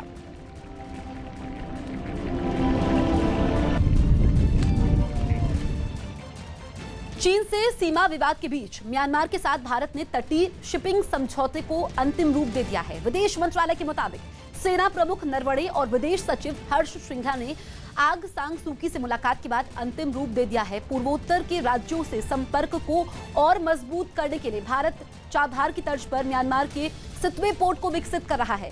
इस पोर्ट की मदद से मिजोरम और मणिपुर समेत पूर्वोत्तर के अधिकतर राज्यों में आर्थिक गतिविधियों को बढ़ावा मिलेगा। ये पोर्ट म्यांमार के राखाइन राज्य में स्थित है। माना यह जा रहा है कि यह पोर्ट 2021 के पहले 3 महीनों में चालू हो जाएगा। हाथरस के बहाने यूपी में हिंसा की साजिश के आरोप में पुलिस ने 4 लोगों को गिरफ्तार किया है। चारों आरोपियों में 2 के पीएफआई और उसके करीबी संगठन कैंपस फ्रंट ऑफ इंडिया से संबंध बताए जा रहे हैं। चारों आरोपियों की गिरफ्तारी मथुरा से हुई है। पुलिस ने इनके पास से मोबाइल फोन, लैपटॉप, भड़काऊ और आपत्तिजनक सामान बरामद किया है। साथ ही आपत्तिजनक वेबसाइट से जुड़े होने के भी सुराग मिले हैं। तो ये 4 लोगों की गिरफ्तारी हुई है। इसमें 2 लोग पीएफआई से जुड़े हुए हैं, पीएफआई यानी पॉपुलर फ्रंट ऑफ इंडिया, और ये गिरफ्तारियां काफी अहम मानी जा रही है। तो हाथरस के बहाने यूपी में हिंसा की साजिश के आरोप में पुलिस ने 4 लोगों को गिरफ्तार किया है। चारों आरोपियों में 2 के पीएफआई और उसके करीबी संगठन कैंपस फ्रंट ऑफ इंडिया से संबंध है। चारों आरोपियों की गिरफ्तारी मथुरा से हुई है। पुलिस ने इनके पास से मोबाइल फोन, लैपटॉप, भड़काऊ और आपत्तिजनक सामान बरामद किया है। साथ ही आपत्तिजनक वेबसाइट से जुड़े होने के भी सुराग मिले हैं। तो हिंसा फैलाने की जो यूपी में साजिश रची गई थी वेबसाइट के जरिए, उसका कल न्यूज़ 18 ने खुलासा किया था और अब उसके बाद पुलिस ने भी तत्परता दिखाई है। 4 लोगों को गिरफ्तार किया है और करीब करीब जो भी लोग इस साजिश से जुड़े हुए थे उन सभी की गिरफ्तारियां हो चुकी हैं। जो 4 आरोपी पकड़े गए हैं उसमें 2 का संबंध पीएफआई से है और उसके करीबी संगठन से है। ऐसे में उनके पास से कई अहम हथियार भी मिले हैं। इसके अलावा लैपटॉप, मोबाइल फोन भी मिले हैं। अजीत हमारे सहयोगी फोन लाइन पर मौजूद हैं। अजीत, जो ये 4 गिरफ्तारियां हुई हैं इसमें से 2 लोग पीएफआई से जुड़े हैं। ऐसे में ये गिरफ्तारियां काफी अहम हो जाती हैं। देखिए, बिल्कुल जसप्रीत, पुलिस के लिए एक काफी बड़ी सफलता होगी, क्योंकि पीएफआई के 2 सदस्य और जो 2 सदस्य पीएफआई के गिरफ्तार किए गए हैं, कहा जा रहा है कि उनके तार सिमी संगठन से भी रहे हैं और अब वो पीएफआई और पीएफआई के लिए काम करते हैं। तो उनके पास से कई जो आपत्तिजनक दस्तावेज हैं, लैपटॉप हैं, मोबाइल्स हैं, जो साहित्य हैं, भड़काऊ साहित्य हैं, वो बरामद हुआ है। तो निश्चित तौर पर अब इनसे पूछताछ के बाद और भी मामले की जांच आगे बढ़ेगी, क्योंकि पहले ही लगातार गिरफ्तारी हुई है, 11 जगह एफआईआर हुई है, कई सारे लोग रडार पर, और जांच एजेंसियों को कई और वेबसाइटों की खुफिया जानकारी मिली, उसके तथ्य मिले हैं जिन्होंने देश में दंगा कराने की कोशिश की थी, सीएम और प्रधान पीएम को बदनाम करने की कोशिश की थी। अब इन सभी 4 आरोपियों को लेकर पुलिस लखनऊ जा रही, जिनसे पूछताछ की जाएगी और इस मामले में एक नया खुलासा जरूर होगा कि किस तरह से इस पूरी घटना को लेकर जांच एजेंसियों के पास इनपुट आए हैं कि कई और संगठन हैं जो इसमें जुड़े हुए हैं, किन किन संगठनों का हाथ है, जिसके पीछे क्या आतंकी संगठन भी जुड़े हुए हैं, क्योंकि फंडिंग की बात सामने आ रही, जिसकी वजह से आज से ईडी ने भी इस पूरे मामले में जांच शुरू की है। जसप्रीत, तो कहीं ना कहीं ये बड़ी सफलता यूपी पुलिस के लिए मानी जाएगी। ये यूपी पुलिस के लिए बड़ी सफलता है, इन 4 लोगों की गिरफ्तारी। चीन के साथ मिलकर पाकिस्तानी सेना भारत के खिलाफ बड़ी साजिश रच रही है। न्यूज़ 18 के पवन शर्मा की रिपोर्ट है कि पाकिस्तान के कब्जे वाले कश्मीर में चीनी सेना पाकिस्तान के सैनिकों की मदद कर रही है और उन्हें रडार, ड्रोन और हथियार भी दे रही है। इसके बदले में पाकिस्तान की सेना के कमांडो चीनी सैनिकों को ऊंचाई वाले इलाकों में रहने और युद्ध की ट्रेनिंग दे रहे हैं। पीओके के गिलगित बल्तिस्तान इलाके में कई ऐसे कैंप लगाए गए हैं जहां इस तरह की ट्रेनिंग चल रही है। खबर यह भी है कि चीन की मदद करने के लिए पाकिस्तानी सेना के ये कमांडो लद्दाख में LAC पर तैनात चीनी सेना में गुपचुप तरीके से शामिल हो सकते हैं। ब्रिक्स देशों की बैठक में पीएम मोदी और चीन के राष्ट्रपति आमने सामने होंगे। LAC पर जारी तनाव के बीच 17 नवंबर को पहली बार प्रधानमंत्री मोदी और चीन के राष्ट्रपति शी जिनपिंग आमने सामने होंगे, क्योंकि 17 नवंबर को ब्रिक्स देशों की बैठक होगी जिसमें दोनों वीडियो कॉन्फ्रेंसिंग के जरिए हिस्सा लेंगे। हिमाचल प्रदेश के सीएम जयराम ठाकुर ने खुद को 3 दिनों के लिए क्वारंटीन कर लिया, क्योंकि वो 3 दिन पहले कुल्लू के एक बीजेपी विधायक के संपर्क में आए थे जिनकी कोरोना रिपोर्ट पॉजिटिव आई। सीएम और इस विधायक की मुलाकात रोहतांग में अटल टनल के उद्घाटन कार्यक्रम में हुई थी। जर्मनी के टेनिस खिलाड़ी अलेक्जेंडर ज़्वेरेव फ्रेंच ओपन के चौथे दौर में हार गए। उन्हें इटली के 18 साल के यानिक सिनर ने हराया। इस हार के बाद ज़्वेरेव ने मुकाबले के दौरान खुद को बुखार और जुकाम होने की बात कही। दिल्ली पुलिस की एक गाड़ी आगरा से लौटते समय ट्रक से टकरा गई। इस हादसे में एक एएसआई की मौत हो गई, जबकि 2 पुलिस वाले घायल हो गए। पुलिस की ये टीम एक अपहरण मामले की जांच के लिए आगरा गई हुई थी।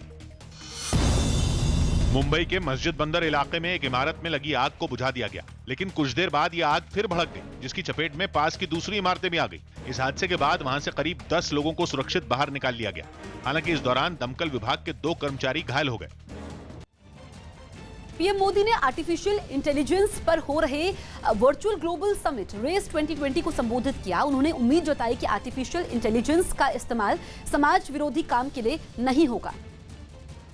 Protect the world against weaponization of AI, we should ensure that we take care so that human intelligence is always a few steps ahead of AI.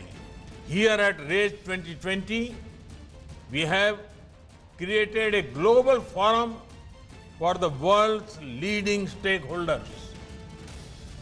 इसी वर्चुअल ग्लोबल समिट में बोलते हुए रिलायंस इंडस्ट्रीज लिमिटेड के chairman Mukesh Ambani ने data को artificial intelligence और digital क्रांति का आधार बताया और ये कहा कि 130 करोड़ लोगों को डिजिटल ताकत देकर देश का तेजी से विकास किया जा सकता है। Data is the raw material for artificial intelligence. Intelligent data is the digital capital. It is a vital national resource. In the past, nations have competed on physical capital, financial capital, human capital, and intellectual capital. But in the coming decades, nations will increasingly compete on digital capital. India has the unique advantage to harness its enormous digital capital for AI-driven development, which is bottom-up and inclusive. This is because of our twin strengths of democracy and demography. When 1.3 billion Indians are digitally empowered, they will unleash a proliferation of new digital enterprises that will create faster economic growth, greater prosperity, high-quality employment opportunities, and better standards of living across all sections of our society. Europe के देश Belarus में सरकार विरोधी प्रदर्शन खत्म होने का नाम ही नहीं ले रहा। वहां पिछले करीब 2 महीने से लोग राष्ट्रपति को हटाने की मांग कर रहे हैं। इसी कड़ी में लगातार 8वें रविवार को राजधानी मिन्स्क में हजारों प्रदर्शनकारी जुटे और तस्वीरें देखकर ऐसा लगा जैसे सड़क पर लोगों का सैलाब आ गया। हाथों में झंडे थामे और नारेबाजी करते हुए वो उस डिटेंशन सेंटर की तरफ बढ़ते दिखे जहां कुछ प्रदर्शनकारियों को कैद रखा गया है। प्रदर्शनकारियों को आगे बढ़ने से रोकने के लिए दंगा निरोधी पुलिस का दस्ता उनके आगे खड़ा हो गया, लेकिन आग बबूला लोग एक कदम पीछे हटने को तैयार नहीं हुए। उल्टा उनका गुस्सा देखकर खुद पुलिस के ही कदम पीछे हटते नजर आए।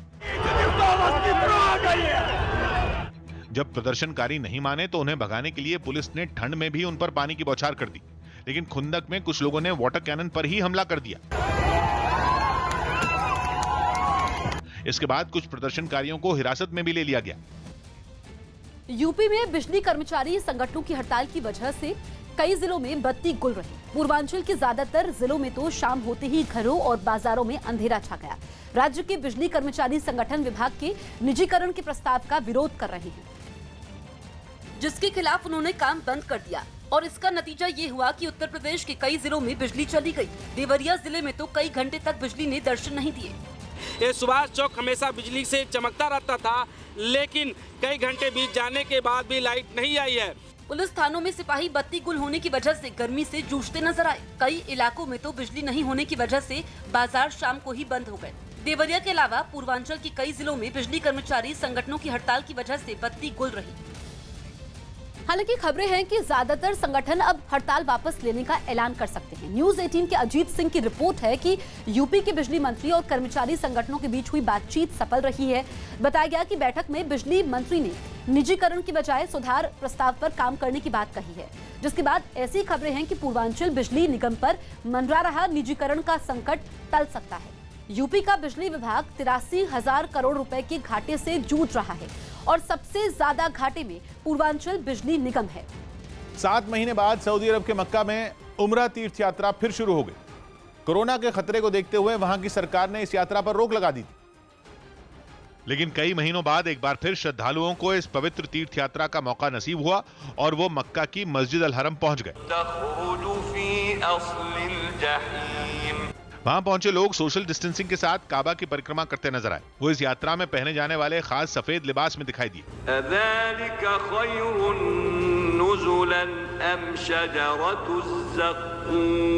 कुछ लोग काबा के सामने बैठकर नमाज पढ़ते नजर आए तो कई श्रद्धालु खड़े होकर खुदा से अपने गुनाहों की माफी मांगते दिखे। कोरोना की वजह से इस साल की यात्रा को 3 चरणों में बांटा गया है और पहले चरण में सिर्फ 6000 स्थानीय लोगों को उम्रा की इजाजत दी गई। उम्रा एक तीर्थ यात्रा है जिसमें लाखों मुस्लिम श्रद्धालु शामिल होते हैं और वो मक्का के काबा पहुंचकर इबादत करते हैं। सुशांत सिंह राजपूत की मौत के मामले में एम्स के डॉक्टरों की टीम ने सीबीआई को अपनी रिपोर्ट सौंप दी। सीबीआई से जुड़े सूत्रों के मुताबिक एम्स की रिपोर्ट में इस बात का जिक्र है कि न तो सुशांत के विसरा में जहर मिला और न ही उनकी मौत गला घोटने से हुई। जिसके बाद एम्स की रिपोर्ट की इन्हीं बातों के आधार पर सुशांत सिंह राजपूत की मौत को खुदकुशी माना जा रहा है। जब सीबीआई की टीम एम्स के डॉक्टरों से मिलने फॉरेंसिक डिपार्टमेंट पहुंची तो कुछ देर बाद सीबीआई का एक अधिकारी हाथ में सील बंद लिफाफे और एक लाल बॉक्स लेकर बाहर निकला। बताया गया कि इसी लाल बॉक्स में सुशांत का विसरा सैंपल रखा गया था, जिसकी एम्स की फॉरेंसिक टीम ने जांच की और अपनी रिपोर्ट में सुशांत की मौत को खुदकुशी बताया। इस समय एम्स में सीबीआई की टीम पहुंची और ये विसरा का बॉक्स है जिसे यहां से लेकर टीम लेकर जा रही है, क्योंकि फॉरेंसिक डिपार्टमेंट के पास विसरा रिपोर्ट तय करने के लिए एक समय दिया गया था। एम्स की रिपोर्ट में सुशांत की खुदकुशी की बात सामने आने के बाद मुंबई पुलिस ने भी अपनी जांच को सही ठहराया। हमारे मन में तो इसके बारे में कभी शंका नहीं थी और अब जैसा आपने देख लिया सच सामने आ गया है। हालांकि इस मामले में सुशांत के पिता के वकील ने एम्स की रिपोर्ट पर सवाल उठाए और एक ट्वीट के जरिए बताया कि वो सीबीआई से नई फॉरेंसिक टीम के गठन की मांग करेंगे। राम मंदिर के निर्माण के बीच उत्तर प्रदेश के अयोध्या में श्रद्धालुओं के लिए बने कॉल सेंटर का उद्घाटन किया गया। इस कॉल सेंटर के जरिए लोग राम मंदिर निर्माण में दान देने की सही जानकारी ले सकेंगे, जिसके लिए राम जन्मभूमि तीर्थ क्षेत्र ट्रस्ट के दफ्तर में बने कॉल सेंटर का उद्घाटन किया गया। इस मौके पर वहां मंत्रोच्चार के साथ विशेष पूजा भी की गई।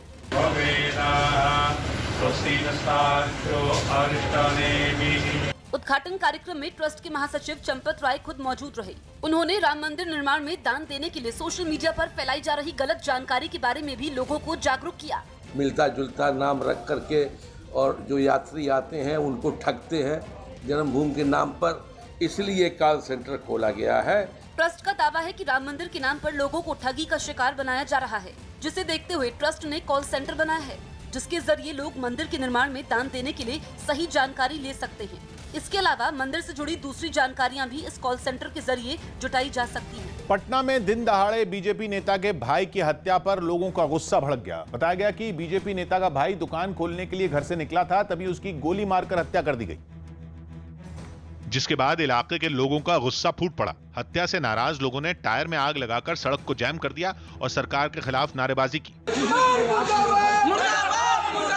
वारदात की खबर मिलते ही कुछ पुलिस वाले भी घटना वाली जगह पहुंचे और हंगामा कर रहे लोगों को समझाते दिखे, जबकि कुछ पुलिस वाले हत्या से जुड़े सबूत इकट्ठा करते नजर आए। इस मामले में परिवार वालों ने आरोपियों को जल्द गिरफ्तार करने की मांग की। हम प्रशासन से मांग करते हैं कि जल्द से जल्द हत्यारा गिरफ्तार हो। इलाके के गुस्साए लोगों ने इस पूरे मामले में पुलिस पर लापरवाही का भी आरोप लगाया। राजस्थान के भीलवाड़ा से एक चौंका देने वाला वीडियो सामने आया, जिसमें एक लड़की एक आदमी को पीटते हुए नजर आई। बताया गया कि छेड़छाड़ की घटना के बाद उसने आरोपी को सबक सिखाया और जब आरोपी ने भागने की कोशिश की तो उसने पीछा कर उसे दबोच लिया और उसके साथ मारपीट भी की।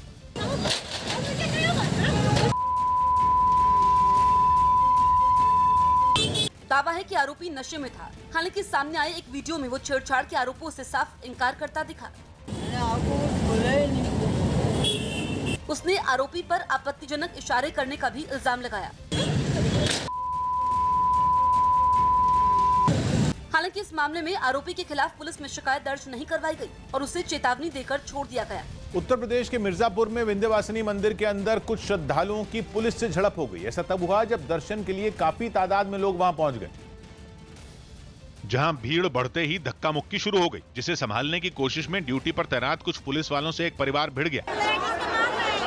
आरोप है कि एक पुलिस वाले ने पहले परिवार की एक बुजुर्ग महिला को धक्का दे दिया, जिसके बाद हरी टी शर्ट पहने परिवार के एक दूसरे सदस्य पर कुछ पुलिस वाले टूट पड़े। इस घटना के बाद मंदिर के अंदर थोड़ी देर के लिए अफरा तफरी मची रही। मंदिर में दर्शन रोक दिए गए। कई लोग पुलिस और श्रद्धालुओं के बीच हो रही तीखी बहस को अपने मोबाइल में रिकॉर्ड करते दिखे। हालात बिगड़ते देख कुछ और पुलिस वाले वहां पहुंचे और नाराज परिवार वालों को मंदिर से बाहर ले गए। जो पुलिस वाला मेरे को कवर किया था उसने मेरे हाथ जेब से मोबाइल खींचा।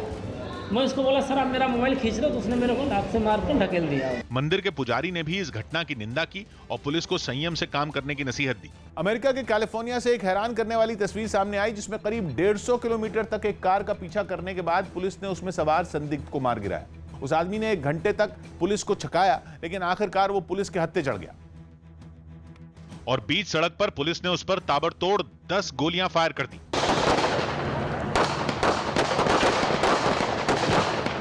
बताया गया कि चोर पुलिस का यह खेल इससे करीब 1 घंटा पहले शुरू हुआ। आधी रात को हाईवे पेट्रोल पुलिस के रडार पर वो गाड़ी आ गई।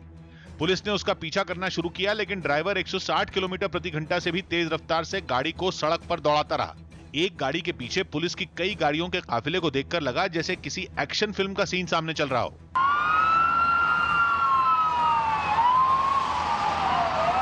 कई किलोमीटर भागने के बाद गाड़ी रुकी। हमले की आशंका में एक पुलिस वाले ने भी अपनी पिस्तौल तान दी, लेकिन गाड़ी के अंदर बैठा आदमी बाहर नहीं निकला और गाड़ी को भगा ले गया। मगर पुलिस भी हाथ धोकर उसके पीछे पड़ी रही।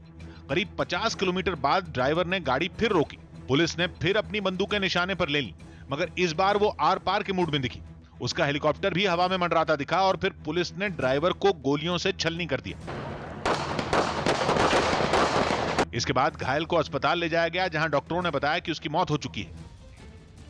यूपी के मुरादाबाद में एक चौंका देने वाली घटना सामने आई, जहां अपनी पसंद का मोबाइल फोन नहीं दिलाने पर एक लड़का जान देने के लिए अपने मकान की छत पर चढ़ गया। उसे मनाने में पुलिस के भी पसीने छूट गए और आसपास रहने वाले लोगों की बातों का भी उस पर कोई असर नहीं पड़ा। वो अपने मकान की छत से कूदने की बात पर अड़ा रहा।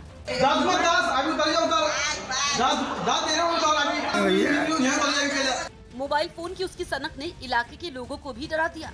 उसके घर वाले भी मिन्नतें करके थक गए, यहाँ तक कि उसकी जिद ने पुलिस वालों के भी हाथ पैर फुला दिए। काफी हंगामे के बाद पुलिस किसी तरह उसे छत से उतारकर नीचे ले आई। हालांकि तब भी उसकी सुई मोबाइल फोन पर ही अटकी रही। घर वाले मोबाइल नहीं दिला रहा तो मैं यही करता। खाली मोबाइल के लिए आत्महत्या कर रहा था। यही नहीं, आत्महत्या की कोशिश करने से पहले उसने एक वीडियो बनाकर इसके लिए अपने घर वालों को जिम्मेदार माना था। ये वीडियो भी इंटरनेट पर वायरल हो गया। इसके जिम्मेदार मेरे घर वाले होंगे। मेरे डैडी कह रहे हैं मोबाइल दिलाने को, पर मेरे घर वाले लाने नहीं दे रहे। इस घटना में पुलिस की सूझबूझ से उसे नीचे उतार लिया गया और उसे गिरफ्तार करने की चेतावनी भी दी गई। हाथरस केस पर मचे सियासी बवाल के बीच एक चौंकाने वाली खबर आई।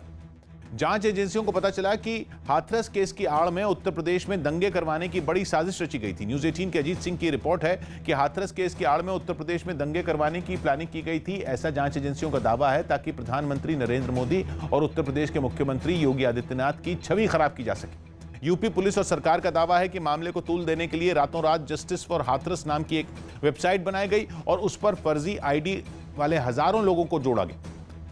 जांच एजेंसियों को पता चला कि इस वेबसाइट के तार कई इस्लामिक देशों से जुड़े हैं, जिन्होंने इस काम के लिए फंडिंग की, जिसका इस्तेमाल सोशल मीडिया पर अफवाहें फैलाने के लिए किया गया। इस अहम खबर से पर्दा उठने के बाद उत्तर प्रदेश की पुलिस ने हाथरस में दंगे की साजिश का मुकदमा भी दर्ज कर लिया। वायुसेना ने किसी भी चुनौती से निपटने का भरोसा दिया। चीन से जारी तनातनी के बीच वायुसेना प्रमुख RKS भदौरिया ने किसी भी चुनौती से निपटने के लिए तैयार होने का भरोसा दिया। साथ ही उन्होंने साफ कर दिया कि वायुसेना LAC पर चीन से काफी मजबूत स्थिति में है। We are very well positioned and there is no question that in any conflict scenario there China can get the better of us. पूर्व केंद्रीय मंत्री और यूपी कांग्रेस के वरिष्ठ नेता काजी रशीद मसूद का निधन हो गया। 91 साल के रशीद मसूद कुछ दिन पहले ही कोरोना से उबरकर दिल्ली से सहारनपुर लौटे थे, लेकिन उनकी तबीयत फिर बिगड़ गई थी, जिस पर उन्हें उत्तराखंड के रुड़की में एक अस्पताल में भर्ती करवाया गया था। उनके निधन पर अखिलेश यादव समेत कई नेताओं ने दुख जताया। मध्य प्रदेश के मंत्री बिसाहूलाल सिंह का बच्चों को पैसे बांटने का वीडियो वायरल हो गया, जिस पर कांग्रेस ने बीजेपी पर हमला बोला और पैसों से वोट खरीदने का आरोप लगा दिया। ये वही नोट हैं 35-35 करोड़ वाले जो अभी जनता में बांटने की कोशिश कर रहे हैं। ये अब इनके पास एक ही काम बच गया है कि नोटों से वोट कैसे लें। कांग्रेस के हमलों का जवाब देने खुद बिसाहूलाल सिंह सामने आए और दावा किया कि पैसे बांटने का वीडियो आचार संहिता लागू होने से पहले का है। साथ ही कांग्रेस के लगाए सभी आरोपों को भी उन्होंने गलत बताया। ये सब पूर्व के फोटो हैं। अगर पूर्व के फोटो आप निकालेंगे तो हजारों फोटो पैसा देते हुए आपको मिल जाएंगे। देश के सबसे अमीर नगर निगम बीएमसी की स्थायी समिति और शिक्षा समिति के अध्यक्ष पद पर एक बार फिर शिवसेना ने बाजी मार ली है। इस जीत के साथ ही शिवसेना ने बीजेपी की कोशिशों पर पानी फेर दिया और वो स्थायी समिति के अध्यक्ष पद का चुनाव हार गई। इस जीत के साथ एक बार फिर शिवसेना की यशवंत जाधव बीएमसी की स्थायी समिति के अध्यक्ष बन गए, जिनका फूलों की गुलदस्तों से स्वागत किया गया। मुंबई की नगर निगम बीएमसी की शिक्षा समिति के अध्यक्ष पद पर भी शिवसेना की जीत हुई। इन समितियों पर कब्जे का सीधा मतलब ये है कि बीएमसी की खजाने की चाबी शिवसेना के पास ही रहेगी। मुंबई शहर का जितना भी काम है, डेवलपमेंट है, वो सब हम सही तरीके से करेंगे। हालांकि बीएमसी चुनाव में बीजेपी को हार से ज्यादा उसके 2 पार्षदों की तरफ से हुई क्रॉस वोटिंग ने चौंकाने का काम किया, जिन पर कार्रवाई की बात कही जा रही है और इसको पार्टी ने बहुत गंभीरता से लिया हुआ है। जिन्होंने भी किया है उनके ऊपर कार्रवाई होगी। बीएमसी की समितियों के चुनाव में समाजवादी पार्टी और एनसीपी ने पहली बार शिवसेना के पक्ष में वोटिंग की। चीन के चैंगशा में बिना ड्राइवर के चलने वाली टैक्सियों का टेस्ट रन शुरू हो गया। चीन ने हाल के कुछ महीनों में बिना ड्राइवर वाले ट्रकों और कई दूसरी गाड़ियों का भी परीक्षण किया है और इसी कड़ी में उसने ऐसी टैक्सियां भी उतार दी जो बिना ड्राइवर चीन के चैंगशा की सड़कों पर सरपट दौड़ती नजर आई। कई तरह के सेंसर और कैमरों से लैस इस टैक्सी में कुछ लोग जरूर बैठे दिखे, लेकिन उसका स्टीयरिंग खुद ब खुद चलते हुए मंजिल की तरफ बढ़ता रहा, जबकि पास लगी एक स्क्रीन रास्तों की जानकारी देती दिखी। फिलहाल इन टैक्सियों का टेस्ट रन किया जा रहा है, जिन्हें एक ऐप के जरिए बुक किया जा सकता है। रोबो टैक्सी नाम की इन टैक्सियों में यात्रियों की सुरक्षा के लिए 2 टेक्नीशियन भी होंगे, ताकि सफर के दौरान कोई परेशानी न हो। हाथरस मामले में माहौल बिगाड़ने के आरोप में 4 गिरफ्तार। हाथरस मामले की आड़ में प्रदेश में दंगा कराने की साजिश रचने के आरोप में पुलिस ने 4 लोगों को गिरफ्तार किया। पकड़े गए लोग पॉपुलर फ्रंट ऑफ इंडिया यानी पीएफआई के सदस्य बताए गए हैं। सीएम योगी आदित्यनाथ ने जम्मू कश्मीर के पुलवामा में हुए आतंकी हमले में शहीद होने वाले शैलेंद्र प्रताप सिंह के परिवार वालों को 50 लाख रुपए की मदद देने का ऐलान किया। दिल्ली के पास गाजियाबाद में पुलिस ने तस्करों की कब्जे से 8 क्विंटल गांजा बरामद किया, जिसकी कीमत 1 करोड़ रुपए से ज्यादा बताई गई। गांजे की ये खेप सब्जियों और फलों के ट्रक में छिपाकर ले जाई जा रही थी। कोरोना संकट के बीच वियतनाम के हनोई में ड्रैगन फेस्टिवल धूमधाम से मनाया गया। ये फेस्टिवल शहर की 1010वीं वर्षगांठ के मौके पर मनाया गया, जहां रंग बिरंगी पोशाक पहने सैकड़ों कलाकारों ने जोरदार कार्यक्रम पेश किया। हालांकि इस कार्यक्रम में कई फीट लंबे एक ड्रैगन ने सबका ध्यान खींचा। कपड़े से बना ये ड्रैगन आग उगलता नजर आया, जिसे देखकर वहां मौजूद सभी लोग हैरान रह गए। ड्रैगन के इस करतब को कई लड़के सड़क पर अंजाम देते दिखे। एक कलाकार ने बताया कि कोरोना की वजह से अभी तक सभी तरह के आयोजनों पर रोक लगी हुई थी, लेकिन इस फेस्टिवल की वजह से वो काफी खुश हैं। इस ड्रैगन फेस्टिवल में 300 से ज्यादा कलाकारों ने हिस्सा लिया, जिनमें कई लोग जानवरों की वेशभूषा में हैरतअंगेज करतब करते नजर आए। बिहार चुनाव के लिए बीजेपी उम्मीदवारों की पहली लिस्ट आज आ सकती है। उम्मीदवारों के नाम तय करने से पहले बीजेपी अध्यक्ष जेपी नड्डा के घर पार्टी नेताओं की बैठक हुई, जिसमें सूत्रों के मुताबिक ये तय हुआ कि उम्मीदवारों की पहली सूची आज पटना में जारी की जाएगी। बीजेपी के नेता पटना जाएंगे, वहीं बीजेपी और जेडीयू की साझा प्रेस कॉन्फ्रेंस होगी। बताया गया कि पार्टी अपने पहले और दूसरे चरण के उम्मीदवारों के नाम का ऐलान कर सकती है। राजस्थान में महिलाओं के खिलाफ अपराध के बढ़ते मामलों पर बीजेपी ने गहलोत सरकार के खिलाफ मोर्चा खोल दिया और जयपुर में जबरदस्त प्रदर्शन किया। पिछले कई दिनों में कांग्रेस ने हाथरस केस के मुद्दे को खूब हवा दी और उत्तर प्रदेश में बीजेपी की सरकार पर सवाल उठाए, जिसके बाद राजस्थान में बीजेपी ने भी वही सियासी हथकंडा अपनाया।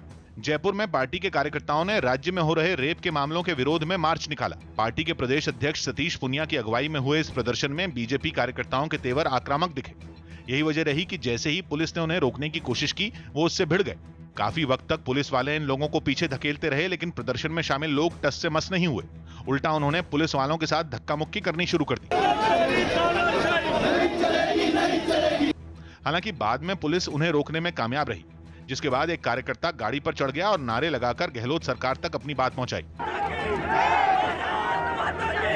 पिछले 10 दिनों में 12 समेत राजस्थान के अलग अलग जिलों से रेप के करीब 12 मामले सामने आए। कोरोना संकट में स्कूल खोलने के लिए दिशा निर्देश जारी किए गए। शिक्षा मंत्रालय ने 15 अक्टूबर से स्कूल खोलने के लिए दिशा निर्देश जारी कर दिए। हालांकि इसके लिए मंत्रालय ने कोरोना संकट के बीच राज्यों को स्वास्थ्य, सफाई और सुरक्षा के लिए जरूरी कदम उठाने के आदेश दिए। साथ ही स्कूलों में एक दूसरे से जरूरी दूरी बनाए रखने और मास्क पर खास जोर दिया गया। अपनी सुरक्षा जरूरी है और शिक्षा भी जरूरी है। दिल्ली के कोंडली से आम आदमी पार्टी के विधायक कुलदीप कुमार ने हाथरस के पीड़ित परिवार से मुलाकात की, जिस पर सवाल खड़े हो गए क्योंकि कुलदीप ने 29 सितंबर को सोशल मीडिया पर कोरोना की चपेट में आने की जानकारी दी थी, जबकि 4 अक्टूबर को उन्होंने पीड़ित परिवार से मुलाकात की। बीजेपी ने कुलदीप पर लोगों की जान को खतरे में डालने का आरोप लगाया और उनके खिलाफ कार्रवाई की मांग की। हालांकि कुलदीप ने इस पर सफाई दी कि वो कोरोना रिपोर्ट नेगेटिव आने के बाद ही हाथरस गए। बिहार विधानसभा चुनाव से पहले जेडीयू को एक और झटका लगा। पूर्व सांसद और जेडीयू नेता विश्व मोहन मंडल आरजेडी में शामिल हो गए। तेजस्वी यादव की मौजूदगी में पार्टी के प्रदेश अध्यक्ष जगदानंद सिंह ने उन्हें पार्टी की सदस्यता दिलाई। हाथरस मामले में कांग्रेस नेता शैलेंद्र तिवारी पर लखनऊ में विवादास्पद पोस्टर लगाने का आरोप लगा, जिसके बाद पुलिस ने उन्हें गिरफ्तार कर लिया। साथ ही पुलिस ने उनकी गाड़ी से भी कई विवादास्पद पोस्टर बरामद कर लिए। यूएई में खेले जा रहे आईपीएल में दिल्ली कैपिटल्स और सनराइजर्स हैदराबाद को बड़े झटके लगे। दिल्ली कैपिटल्स टीम के अनुभवी गेंदबाज अमित मिश्रा चोट लगने की वजह से आईपीएल से बाहर हो गए। शारजाह में कोलकाता नाइट राइडर्स के खिलाफ मैच के दौरान उन्हें उंगली में चोट लगी थी। यही नहीं, खबर है कि सनराइजर्स हैदराबाद के क्रिकेटर भुवनेश्वर कुमार भी अब घायल होने की वजह से बाकी आईपीएल मैच नहीं खेल पाएंगे। छत्तीसगढ़ के जांजगीर चांपा में सड़कों पर उतरे कांग्रेस और भीम आर्मी के कार्यकर्ता आपस में गुत्थम गुत्था हो गए। कांग्रेस कार्यकर्ता वहां हाथरस कांड के खिलाफ प्रदर्शन कर रहे थे, लेकिन तभी भीम आर्मी के कार्यकर्ता भी वहां पहुंच गए, जिस पर हंगामा खड़ा हो गया।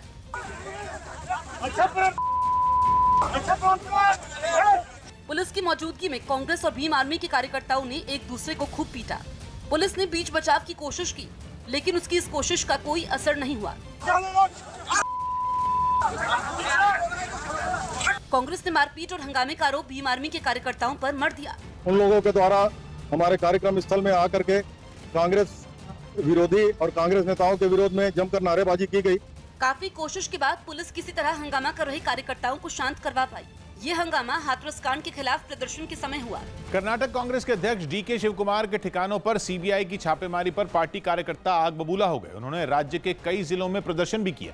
सीबीआई की कार्रवाई में उनके ठिकानों से करीब 57 लाख रुपए बरामद हुए। डीके शिवकुमार पर आय से अधिक संपत्ति का आरोप है और इसी मामले में उनके ठिकानों पर छापे मारे गए, जिसके बाद कांग्रेस कार्यकर्ता भड़क गए। उन्होंने कर्नाटक में कई जगह प्रदर्शन किए, जिनमें सबसे जोरदार प्रदर्शन हुबली में हुआ। वहां कांग्रेस कार्यकर्ताओं ने गुस्से में आकर एक टायर जला दिया। इससे पहले इन लोगों ने बीजेपी सरकार के खिलाफ मार्च निकाला और फिर एक जगह इकट्ठा होकर खूब नारेबाजी की।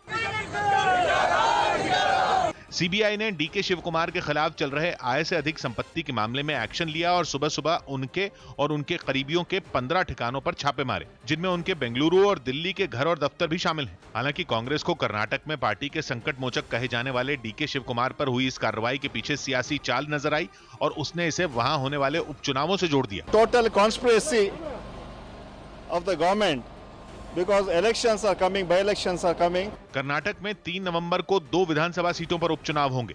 बिहार में नक्सलियों के खिलाफ सीआरपीएफ ने बड़ा अभियान शुरू कर दिया। खबर है कि बिहार में चुनाव का ऐलान होते ही नक्सली किसी बड़ी वारदात को अंजाम देने की तैयारी में है। इसलिए सीआरपीएफ ने भी नक्सलियों के खिलाफ बड़ा ऑपरेशन छेड़ दिया।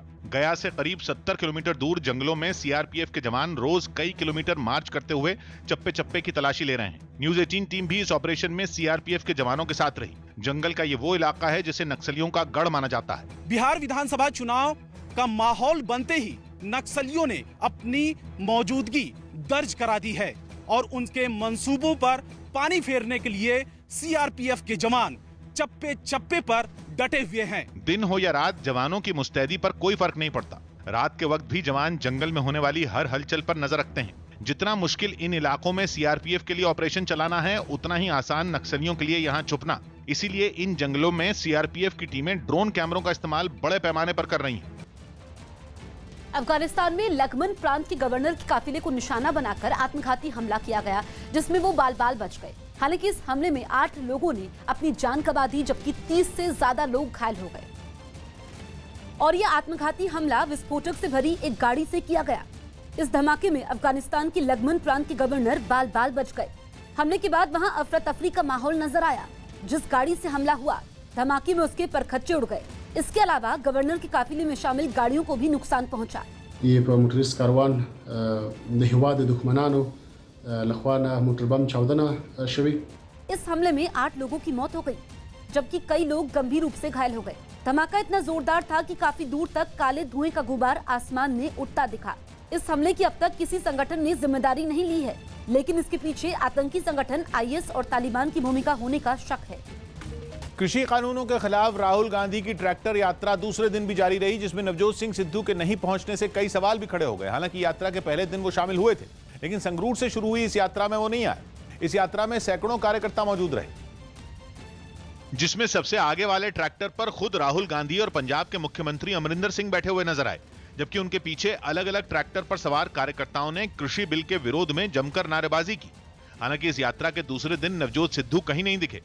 इस बीच सिद्धू, बड़ी बात यह है कि नवजोत सिंह सिद्धू पहले दिन इस किसान यात्रा में शामिल हुए थे, लेकिन दूसरे दिन सिद्धू नदारत हैं। पटियाला पहुंचने के बाद राहुल गांधी एक मंडी में भी गए और किसानों के साथ साथ आड़तियों से भी बात की। कांग्रेस नेता राहुल गांधी इस वक्त समाना में धान की मंडी में हैं और आप देखिए इस वक्त की हाथ में धान लिए हुए हैं, कृषि कानूनों की मुखालफत कर रहे हैं। राहुल गांधी ने कृषि कानून पर केंद्र सरकार पर जोरदार हमला बोला और कानून को पास करवाने के समय पर सवाल उठा दिए। ये किसान और मजदूर खड़ा नहीं हो पाएगा, लड़ नहीं पाएगा, इसीलिए कोविड के समय इन्होंने ये काम किया। राहुल गांधी ने इस कानून को वापस लेने तक आंदोलन जारी रखने की चेतावनी दी। जापान के टोक्यो में आज क्वेड की दूसरी बैठक।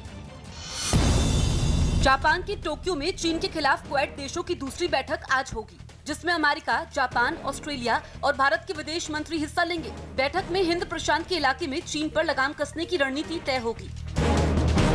चीन से विवाद के बीच भारत और म्यांमार के बीच सुरक्षा के मुद्दे पर अहम समझौते किए गए, जिसके तहत भारत म्यांमार की एक बंदरगाह को विकसित करेगा, जिससे पूर्वोत्तर के राज्यों को भी फायदा होगा।